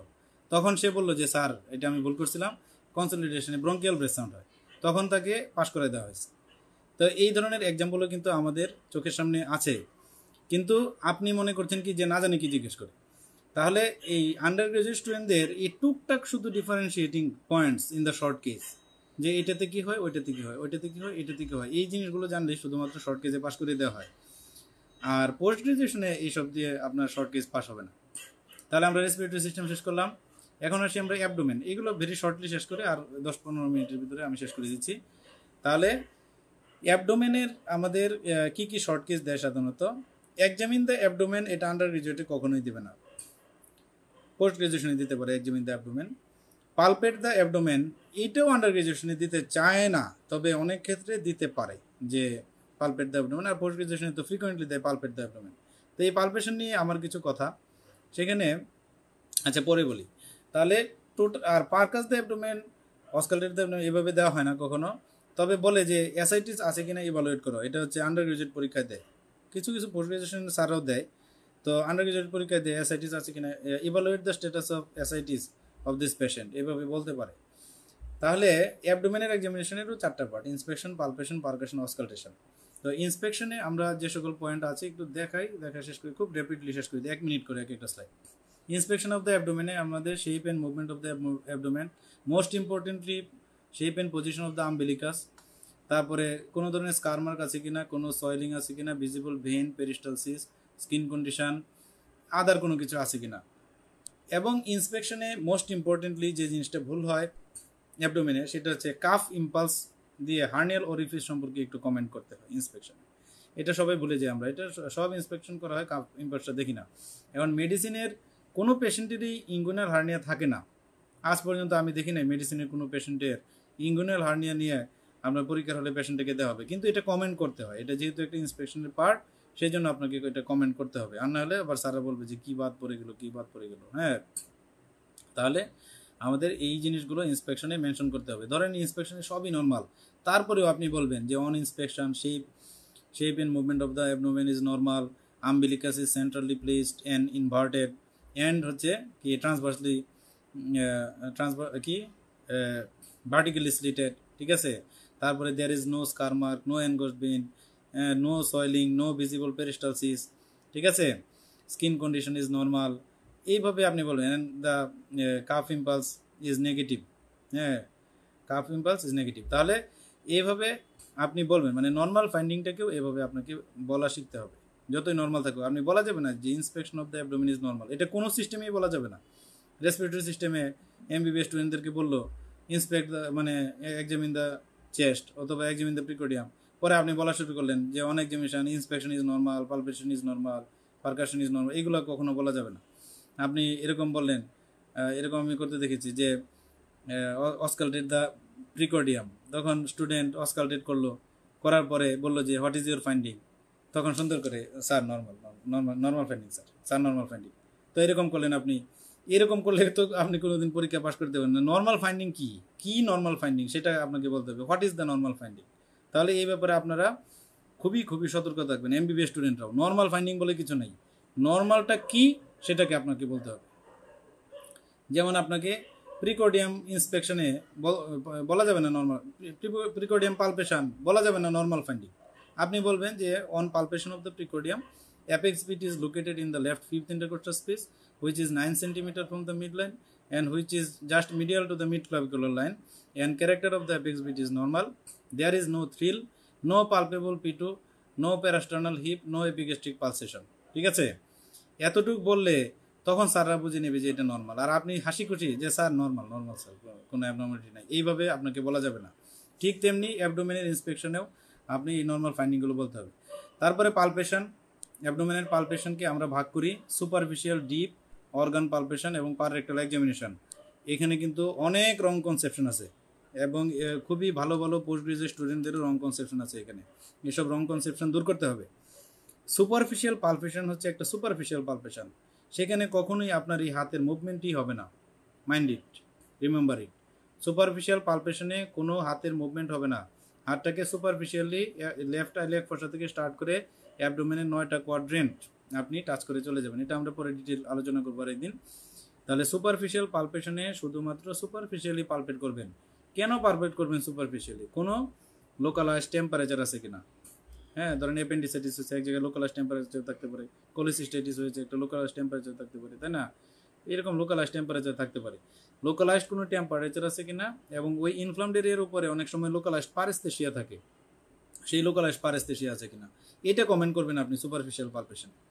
ডিপ পালপেশন মানে অর্গান পালপেশন না, রিমেম্বার ইট। এগুলো বললেই স্যারদের মেজাজ নষ্ট হয়েছে। স্যাররা মনে করে যে স্টুডেন্টদের বেসিকই নাই, সে কি বলতে চাচ্ছে। ডিপ পালপেশন মানে কিন্তু অর্গান পালপেশন না।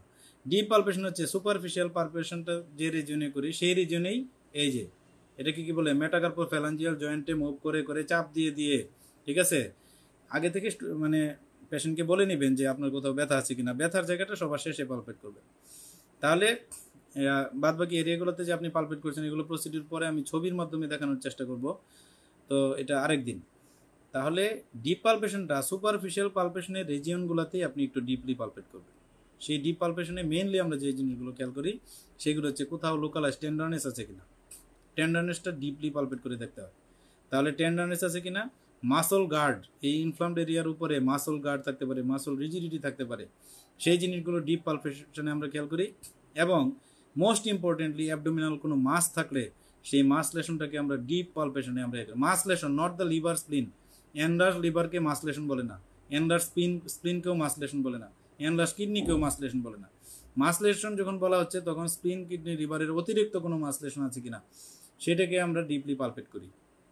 কোনো জায়গায় রাইট লেগ ফোসাতে মাস লেশন থাকতে পারে, লেফট লেগ ফোসাতে থাকতে পারে, আপনার লাম্বার রিজিয়নে থাকতে পারে, কোনো যে এপিগ্যাস্ট্রিক মাস লেশন থাকতে পারে।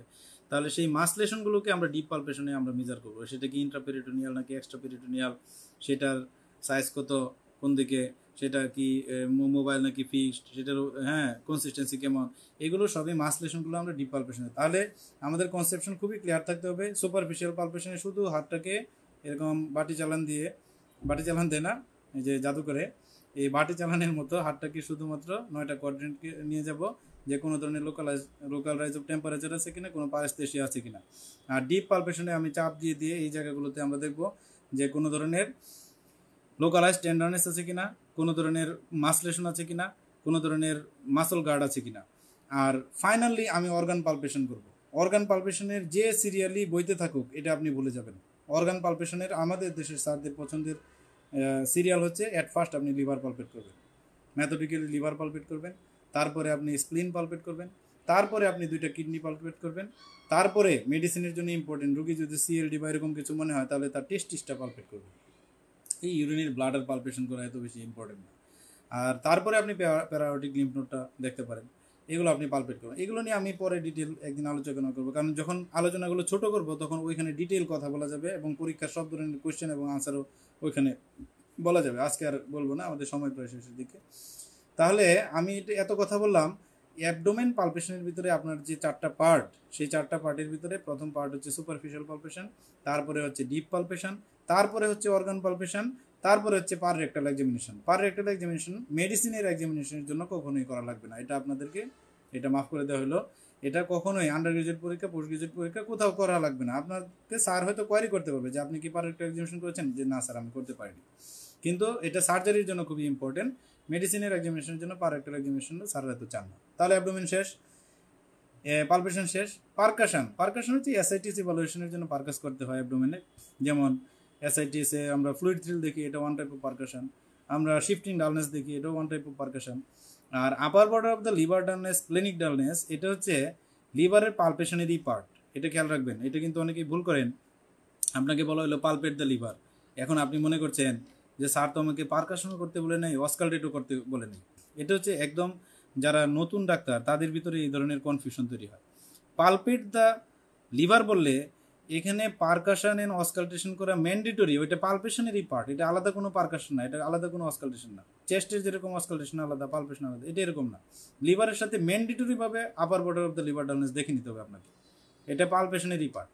তারপরে যদি লিভারটাকে রাফ ইরেগুলার কোনো আপনার মনে হয়, পোস্ট গ্রাজুয়েট স্টুডেন্টদের জন্য বলছি, যদি হেপাটোসেলুলার কার্সিনোমা মনে হয়, তাহলে লিভারের সাথে অস্কালটেশনও আপনি করে নেবেন। আন্ডার গ্রাজুয়েট স্টুডেন্টদের লিভারে অস্কালটেশন করার কোনো প্রয়োজন নেই। তাহলে এই লিভারের এই পারকাশন এন্ড অস্কালটেশন এটা আলাদা কোনো পার্ট না। স্প্লিনের উপর দিয়ে যদি আপনি ডালনেস দেখতে চান, আমরা তো অবশ্যই দেখতে হয় যে এটা কি স্প্লিন নাকি এটা কি কিডনি, এটা ডিফারেন্সিয়েট করার সময় করার জন্য আমরা পারকাস করি না। এটা পালপেশনেরই পার্ট। যখন স্প্লিনটা পালপেবল হবে, সাথে সাথে এটার উপর দিয়ে পারকাস করা, এটা স্প্লিনের পালপেশনেরই পার্ট। আশা করি বোঝাতে পেরেছি। তারপরে অ্যাবডোমেনের অস্কালটেশন দুইটা অস্কালটেশন অবশ্যই করতে হবে, আর বাদ বাকিগুলো হচ্ছে অপশনাল। সেই অস্কালটেশন হচ্ছে বাউল সাউন্ডটা দেখতে হবে, কোথায় দেখতে হয়, কতক্ষণ দেখতে হয়, সেটা আমরা আরেকদিন আলোচনা করব। লিভার যদি বড় থাকে এবং লিভার যদি বিশেষ করে লং কেজে একটা হেপাটোসেলুলার কার্সিনোমা যদি মনে হয়, তখন হেপাটিক ব্রুই আছে কিনা, রাব আছে কিনা। স্প্লিন যদি হিউজলি এনলার্জ থাকে, একদম ম্যাসিভ স্প্লিনোমেগালি, আম্বিলিকাস ক্রস করে গিয়েছে, সেই ক্ষেত্রে স্প্লিনিক রাব দেখতে মানে নট সো ইম্পর্টেন্ট, মানে দেখলেন আর কি।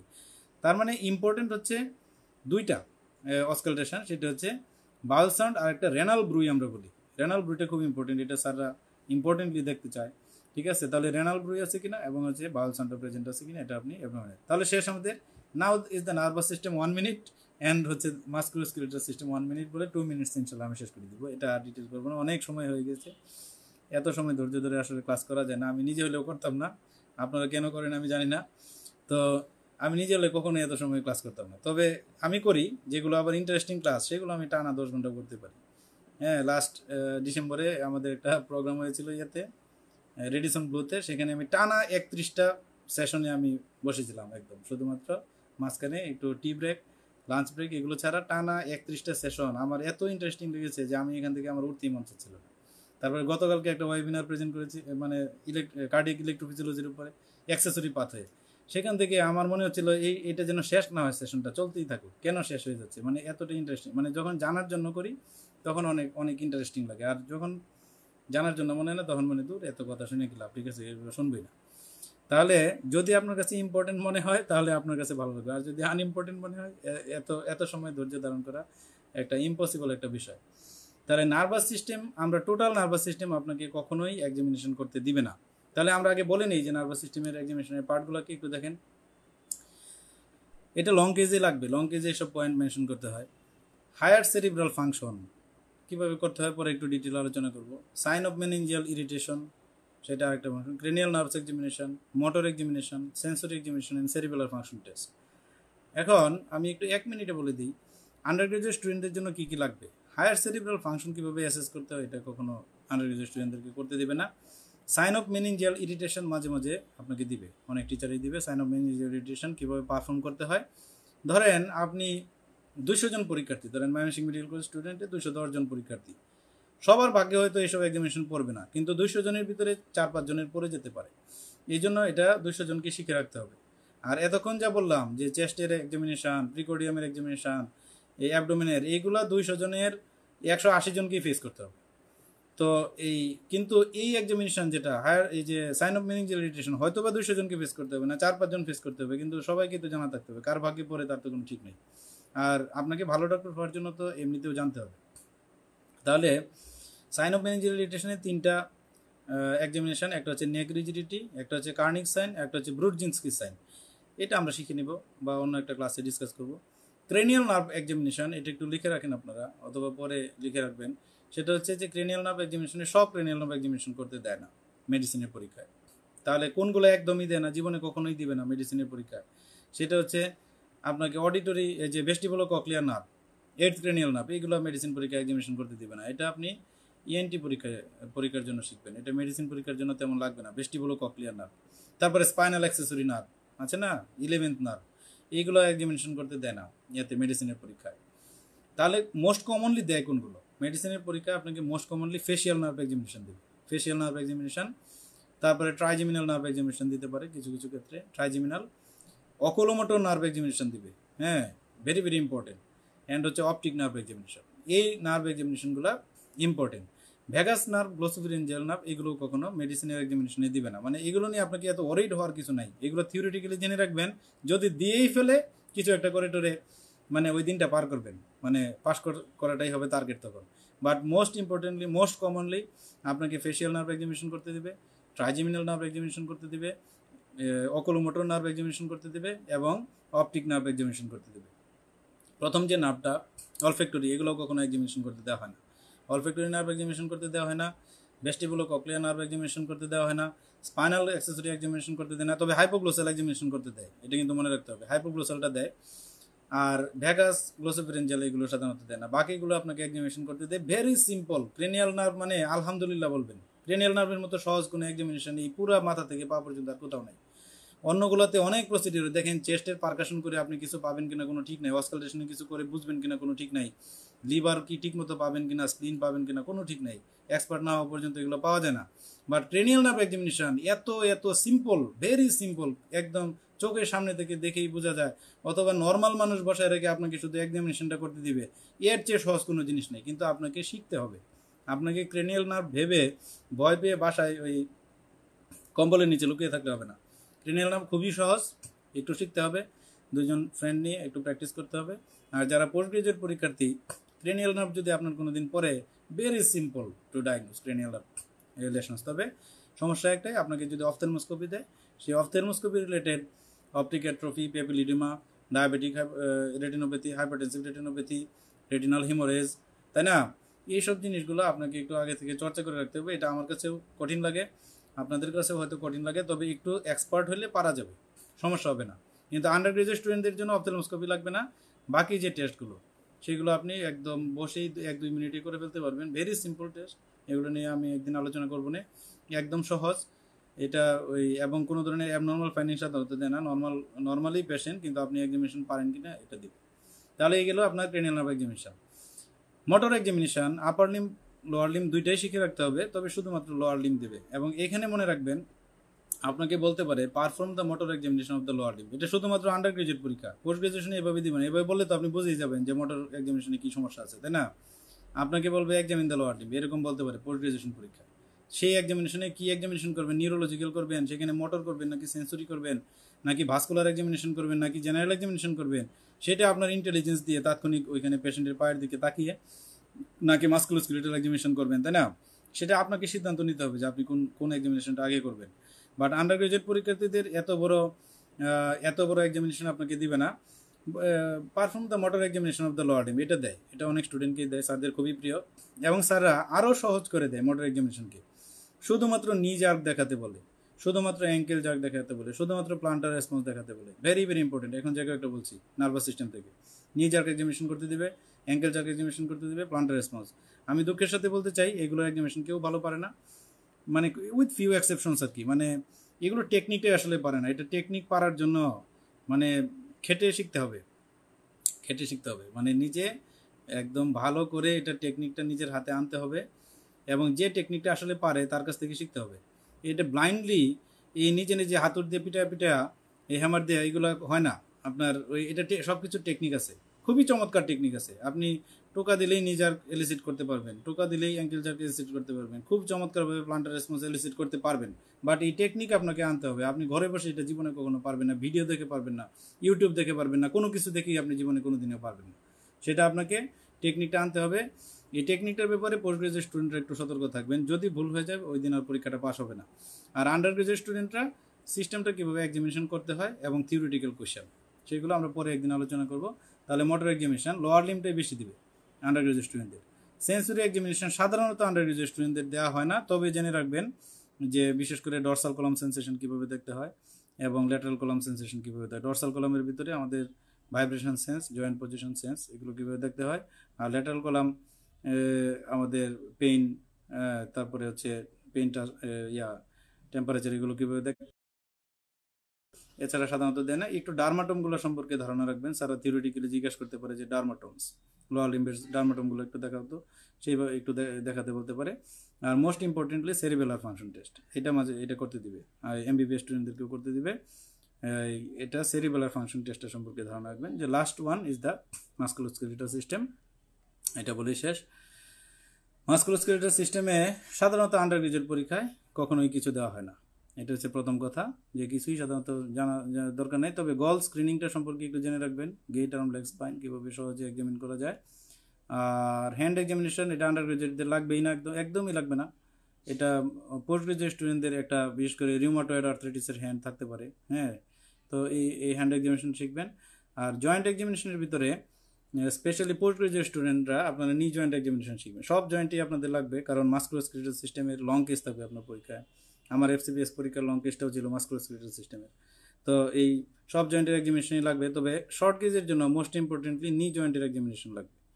এটা আন্ডার গ্রাজুয়েটদের জন্য লাগেই না, তারপরেও লাগে না, আপনি একটু শিখে রাখবেন, সমস্যা তো নেই, খুবই সহজ, এগুলো ভেরি সিম্পল। নি জয়েন্ট এক্সামিনেশন আপনার এখানে অন্য সিস্টেমে যেরকম বলি ইন্সপেকশন, পালপেশন, পারকাশন, অস্কালটেশন, এই জিনিসগুলোকেই ঘুরিয়ে মাস্কুলোস্কেলেটাল সিস্টেমে বলা হয় লুক, ফিল, মুভ। লুক মানে ইন্সপেকশন, ফিল মানে পালপেশন, মুভ মানে হচ্ছে মাস্কুলোস্কেলেটাল মুভমেন্ট। এটা special for the musculoskeletal system. তাহলে সেটা কীভাবে নি জয়েন্ট এক্সামিনেশন করা যায়, সেটার প্যাথোলজি কী, তারপরে ডিফারেন্সিয়াল ডায়াগনোসিসের ক্রসিংগুলো কেমন হয়, সেটা পোস্ট গ্রাজুয়েট স্টুডেন্টদের জন্য লাগবে, আন্ডার গ্রাজুয়েট স্টুডেন্টদের জন্য তেমন লাগবে না। তো এতক্ষণ ধৈর্য ধরে, অনেক ধৈর্য আপনাদের, মানে থ্যাংক ইউ ভেরি মাচ। এত সময় ধৈর্য ধরে আসলে অনেকেই দেখলাম যে একদম প্রথম থেকে শেষ পর্যন্ত আছেন, তো আপনাদেরকে অসংখ্য ধন্যবাদ। যে আউটলাইনটা আমি দিলাম আজকে, এখানে কোনো কথাই আসলে তেমন আমি কিছু বলি নাই, ইম্পর্টেন্ট তেমন কিছু নাই, সবই আনইম্পর্টেন্ট কথা, শুধুমাত্র আউটলাইনটা দিলাম আর কি, যে এই ধরনের শর্ট কেস আপনার জন্য অপেক্ষা করছে। আপনি দু একটা শর্ট কেস শুধুমাত্র পরীক্ষার আগের দিন এই বন্ধুকে ডাকলেন, এই বন্ধু একটু দেখা দিত, মাথা থেকে পা পর্যন্ত শর্ট কেসটা একটু দেখাও। আমরাও করেছি এরকম, মানে আমি বলতে চাচ্ছি না যে আমরা একদম খুব ভালো ছিলাম, আপনারা একদম খারাপ হয়ে গেছেন, বিষয়টা এরকম না। আসলে বললামই তো যে ফাইনাল প্রফের আগে অনেক প্রেশার থাকে, তো এই প্রেশারের জন্য আমাদের অবস্থাও এরকমই হয়েছিল, হ্যাঁ। তারপরেও চেষ্টা করবেন, এখন যেহেতু আমাদেরকে প্রপারলি গাইডলাইন হয়তো বা অনেকেই দেয় নাই, যদি গাইডলাইন পেতাম, আমি এখনও বিশ্বাস করি যে আমি যদি স্ট্রং ভালো গাইডলাইন পেতাম, আমি আজকের চেয়ে অনেক ভালো কিছু করতে পারতাম হয়তো, হ্যাঁ।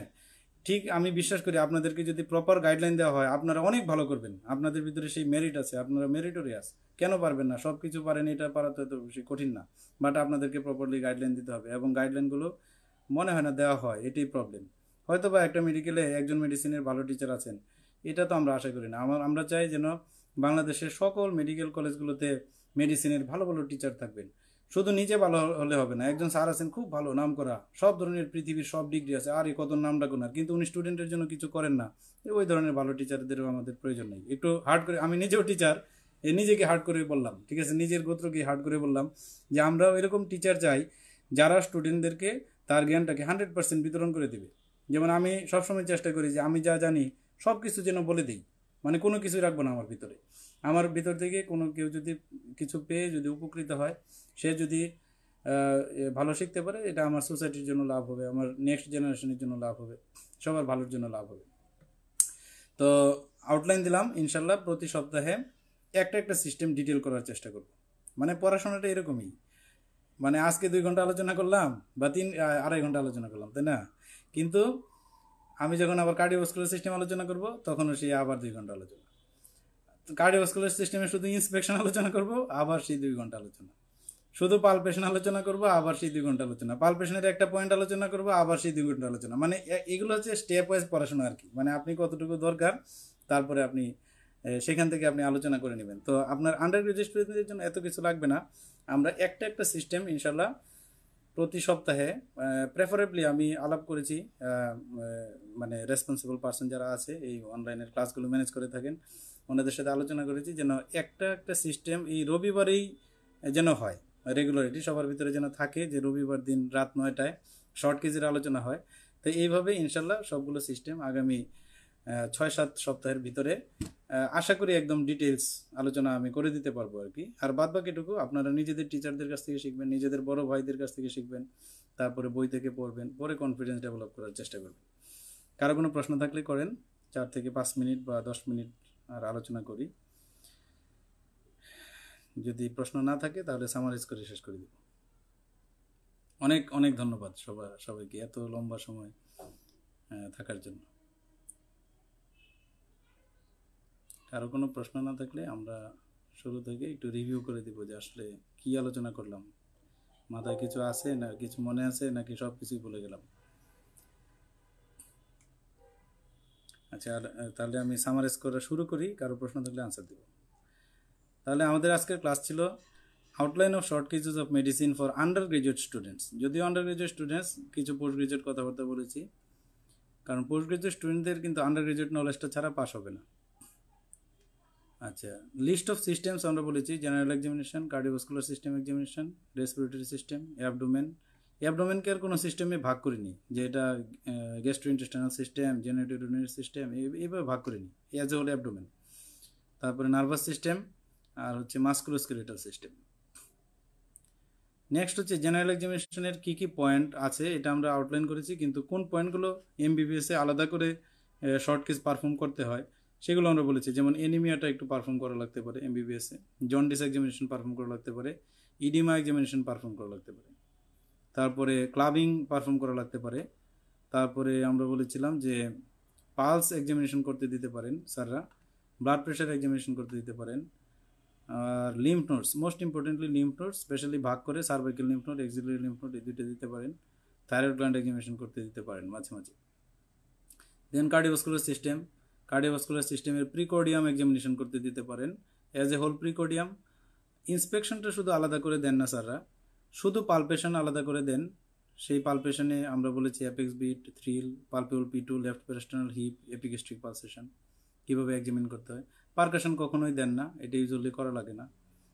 তারপরে অসকালটেশনের ভিতরে আমি বেসিক 4টা এরিয়া, কিন্তু আন্ডার গ্রাজুয়েট স্টুডেন্টদের জন্য 6টা অসকালটেশন বেসিক্যালি করতে হবে। Mitral, tricuspid, pulmonary, aortic and specially মাইট্রাস্টেনোসিসের লেফট ল্যাটারাল পজিশন করে যে অসকালটেশনটা করি আমরা, আর এওরটিক রিগার্জিটেশনের লিনিং ফরওয়ার্ড করে বসিয়ে যে অসকালটেশনটা করি সেটা করতে হবে। আর আমাদের কমেন্ট করতে হবে about the heart sound, murmur and other added sound, এগুলো সম্পর্কে বলতে হবে। অসকালটেশন প্রসিডিউরটা আমরা বলেছিলাম এটা আপনাদের ডেভিডসনের এই ছকটা দেখার জন্য, অথবা হাচিসনের একটা ছক আছে, একই সেম এই দুটো, এটা একটু ম্যাকলিওড ফলো না করার জন্য বলেছিলাম। তারপরে পালস এক্সামিনেশন আমরা বলেছিলাম যদি ডিটেলস পালস এক্সামিনেশন করতে দেয় তাহলে এখানে পালসের rate, rhythm, volume, character, radial অথবা রেডিও ফিমোরাল ডিলে, তারপরে condition of the arterial wall, peripheral pulses সব প্রেজেন্ট অর নট, এগুলো সব বলতে হবে পালস এক্সামিনেশনে যদি শুধু পালস এক্সামিনেশন করতে দেয়। আচ্ছা, ব্লাড প্রেশার যদি শুধু এক্সামিনেশন করতে দেয় তাহলে বোথ পালপেটরি অ্যান্ড অসকালটেটরি মেথডে ব্লাড প্রেশার এক্সামিনেশন করতে হবে। ভেরি সিম্পল, ভয় পাওয়ার কোনো কারণ নাই, পালপেটরি অ্যান্ড অসকালটেটরি একদম একসাথেই করা যায়। তারপরে এটা রাইট আর্ম লেফট আর্ম দুই আর্মে করতে হবে, এবং পোস্টারাল হাইপোটেনশন আছে কিনা দাঁড়িয়ে করতে হবে। এটা ইউজুয়ালি দেয় না, আমি বললাম যে ব্লাড প্রেশার এক্সামিনেশন দেয় না, যদি দেয় আগে থেকে প্রিপেয়ার্ড থাকবেন যে এটা তো এমবিবিএস পরীক্ষা দিতেই পারে, কোনো কোনো স্যারদের পছন্দ তো দিতেই পারে, সেই জন্য এইটা পালপেটরি অ্যান্ড অসকালটেটরি একসাথে করতে হয়, রাইট আর্ম লেফট আর্ম একসাথে করতে হয়, পোস্টারাল ড্রপ আছে কিনা দেখতে হয়। তারপরে জেবিপি এক্সামিনেশন সাধারণত দেয় না। রেসপিরেটরি সিস্টেমের আমরা বলেছিলাম এটা ফ্রম ফ্রন্ট অথবা ফ্রম ব্যাক আলাদা করে দিতে পারে, টোটাল রেসপিরেটরি সিস্টেমে দিতে পারে, শুধু ইন্সপেকশন, শুধু পালপেশন, শুধু পারকাশন, শুধু অসকালটেশন আমাদের দিতে পারে। তারপরে আমরা বলেছিলাম অ্যাবডোমেনের ভিতরে ইন্সপেকশন, পালপেশন, মোস্ট কমনলি আপনাকে পালপেট করতে দিতে হবে পারে, এবং মোস্ট ইম্পর্টেন্টলি এই পালপেশনের ভিতরে এই যে আন্ডার গ্রাজুয়েট পরীক্ষা এমবিবিএস পরীক্ষায় সরাসরি সারা অর্গান পালপেশন দিবেন, যেমন পালপেট দ্য লিভার এটা দিবেন, পালপেট দ্য স্প্লিন এটা দিবেন, এই লিভার স্প্লিন খুব বেশি কমনলি দেন। হ্যাঁ, এবং সেখানে প্যাথোলজি থাকতেও পারে নাও থাকতে পারে, সাধারণত প্যাথোলজি হলে পেশেন্টই দিবেন। আপনাদের পরীক্ষাতে যদি স্প্লিনোমেগালির একটা কেস থাকে ওইটা পরীক্ষার হলে নিয়ে যাবেন, লিভারের যদি হ্যাপাটোমেগালির কেস থাকে সেটাও নিয়ে যাবেন। কোনো কিছু না থাকলেও পালপেট করতে দিতে পারেন যে প্রসিডিউর দেখার জন্য আপনি প্রসিডিউরটা পারেন কিনা। তারপরে আমাদের পারকাশনের ভিতরে স্পেশালি এসআইটিসের স্ট্যাটাস ইভ্যালুয়েশন করতে দিবে, তখন শিফটিং ডালনেস এবং ফ্লুইড থ্রিল কীভাবে দেখতে হয়, দুইটাই করবেন নাকি একটা করলেও হয়, এগুলো আমরা পরে আলোচনা করবো একদিন। তারপরে অ্যাবডোমেনের অসকালটেশন সাধারণত করতে দেয় না, যদি দেয় অ্যাটলিস্ট বাউল সাউন্ড এবং রেনাল ব্রুইটা দেখবেন। তারপরে নার্ভাস সিস্টেমে হায়ার সাইকিক ফাংশন দেয় না ইভালুয়েট করতে, আমরা বলেছিলাম সায়েন্স অফ মেনিজিয়াল ইরিটেশন দিতে পারে। ক্রেনিয়াল নার্ভস এক্সামিনেশনের ভিতরে আপনাকে দিতে যেগুলো দেয় না একদম, সেগুলো হচ্ছে অলফেক্টরি নার্ভ দেয় না, ভেস্টিবুলোকক্লিয়ার নার্ভ দেয় না, তারপরে স্পাইনাল অ্যাক্সেসরি দেয় না, ভ্যাগাস দেয় না, গ্লোসোফারিঞ্জিয়াল দেয় না। এছাড়া বাকি যেগুলো আছে যেমন facial nerve, trigeminal nerve, oculomotor nerve, optic nerve, তারপরে আপনার হাইপোগ্লোসাল নার্ভ, এগুলো টেস্ট করতে দিতে পারে এমবিবিএস পরীক্ষাতে। তারপরে আমরা বলেছিলাম যে মোটর এক্সামিনেশন স্পেশালি লোয়ার লিম্বেরটা দিবে, কিন্তু আপার লিম্বেরটাও শিখে রাখবেন। লোয়ার লিম্বের ভিতরে আবার ভাগ করে শুধুমাত্র নি জার্ক, শুধুমাত্র অ্যাঙ্কেল জার্ক, শুধুমাত্র প্লান্টার রেসপন্স, এগুলো এমবিবিএস পরীক্ষাতে দিবে, কিন্তু পোস্ট গ্রাজুয়েশন পরীক্ষায় এত সহজ জিনিস দিবে না। তারপরে সেন্সরি এক্সামিনেশন ভেরি রেয়ারলি দিতে পারে, ভেরি রেয়ারলি, কমনলি একদম দেয় না। আর সেরিবেলার ফাংশন টেস্ট মাঝে মাঝে দিতে পারে। আচ্ছা, তারপরে হচ্ছে এই মাস্কুলোস্কেলেটাল সিস্টেমের কোনো এক্সামিনেশনেই এটা ক্রস শুধুমাত্র এমবিবিএসে ইউজুয়ালি দেওয়া হয় না, তবে একটু নি জয়েন্টের এক্সামিনেশন গল স্ক্রিনিংটা একটু দেখে রাখবেন। তবে আশা করি যতটুকু বলেছি এইটুকুকে বেসলাইন করে এখন আপনারা নিজেরা শেখার জন্য স্যারদের কাছ থেকে কীভাবে এই তথ্যগুলো আদায় করে নেওয়া যায়, বড় ভাইদের কাছ থেকে কীভাবে আদায় করে নেওয়া যায়, বই পুস্তকে কীভাবে পড়া যায়, পড়াশোনা স্টার্ট করে দেবেন। এবং আপনাদের প্রতি রিকোয়েস্ট যে পড়াশোনাটা করবেন অনেক আগে থেকে। থার্ড ইয়ার স্টুডেন্টরা এখন থেকে এটা প্র্যাকটিস করা শুরু করবেন, ফোর্থ ইয়ারে এগুলো রিভিউ করবেন, ফিফথ ইয়ারে আবার রিভিউ করবেন, ব্লগ পোস্টিংয়ে গিয়ে আবার রিভিউ করবেন, তাহলেই শুধুমাত্র আপনি শর্ট কেজে আপনি এক্সপার্ট হতে পারবেন। আর যদি এটা পরীক্ষার আগের দিনের জন্য রেখে দেন তাহলে আর এতক্ষণ যে কথা বললাম এগুলো, এই পরিশ্রম আর কোনো কাজে লাগবে না। তো সবাই ভালো থাকবেন, সবাই সব পরীক্ষায় পাশ করেন, এই আশাবাদ ব্যক্ত করে সবার সুস্বাস্থ্য কামনা করে শেষ করছি। শুভরাত্রি।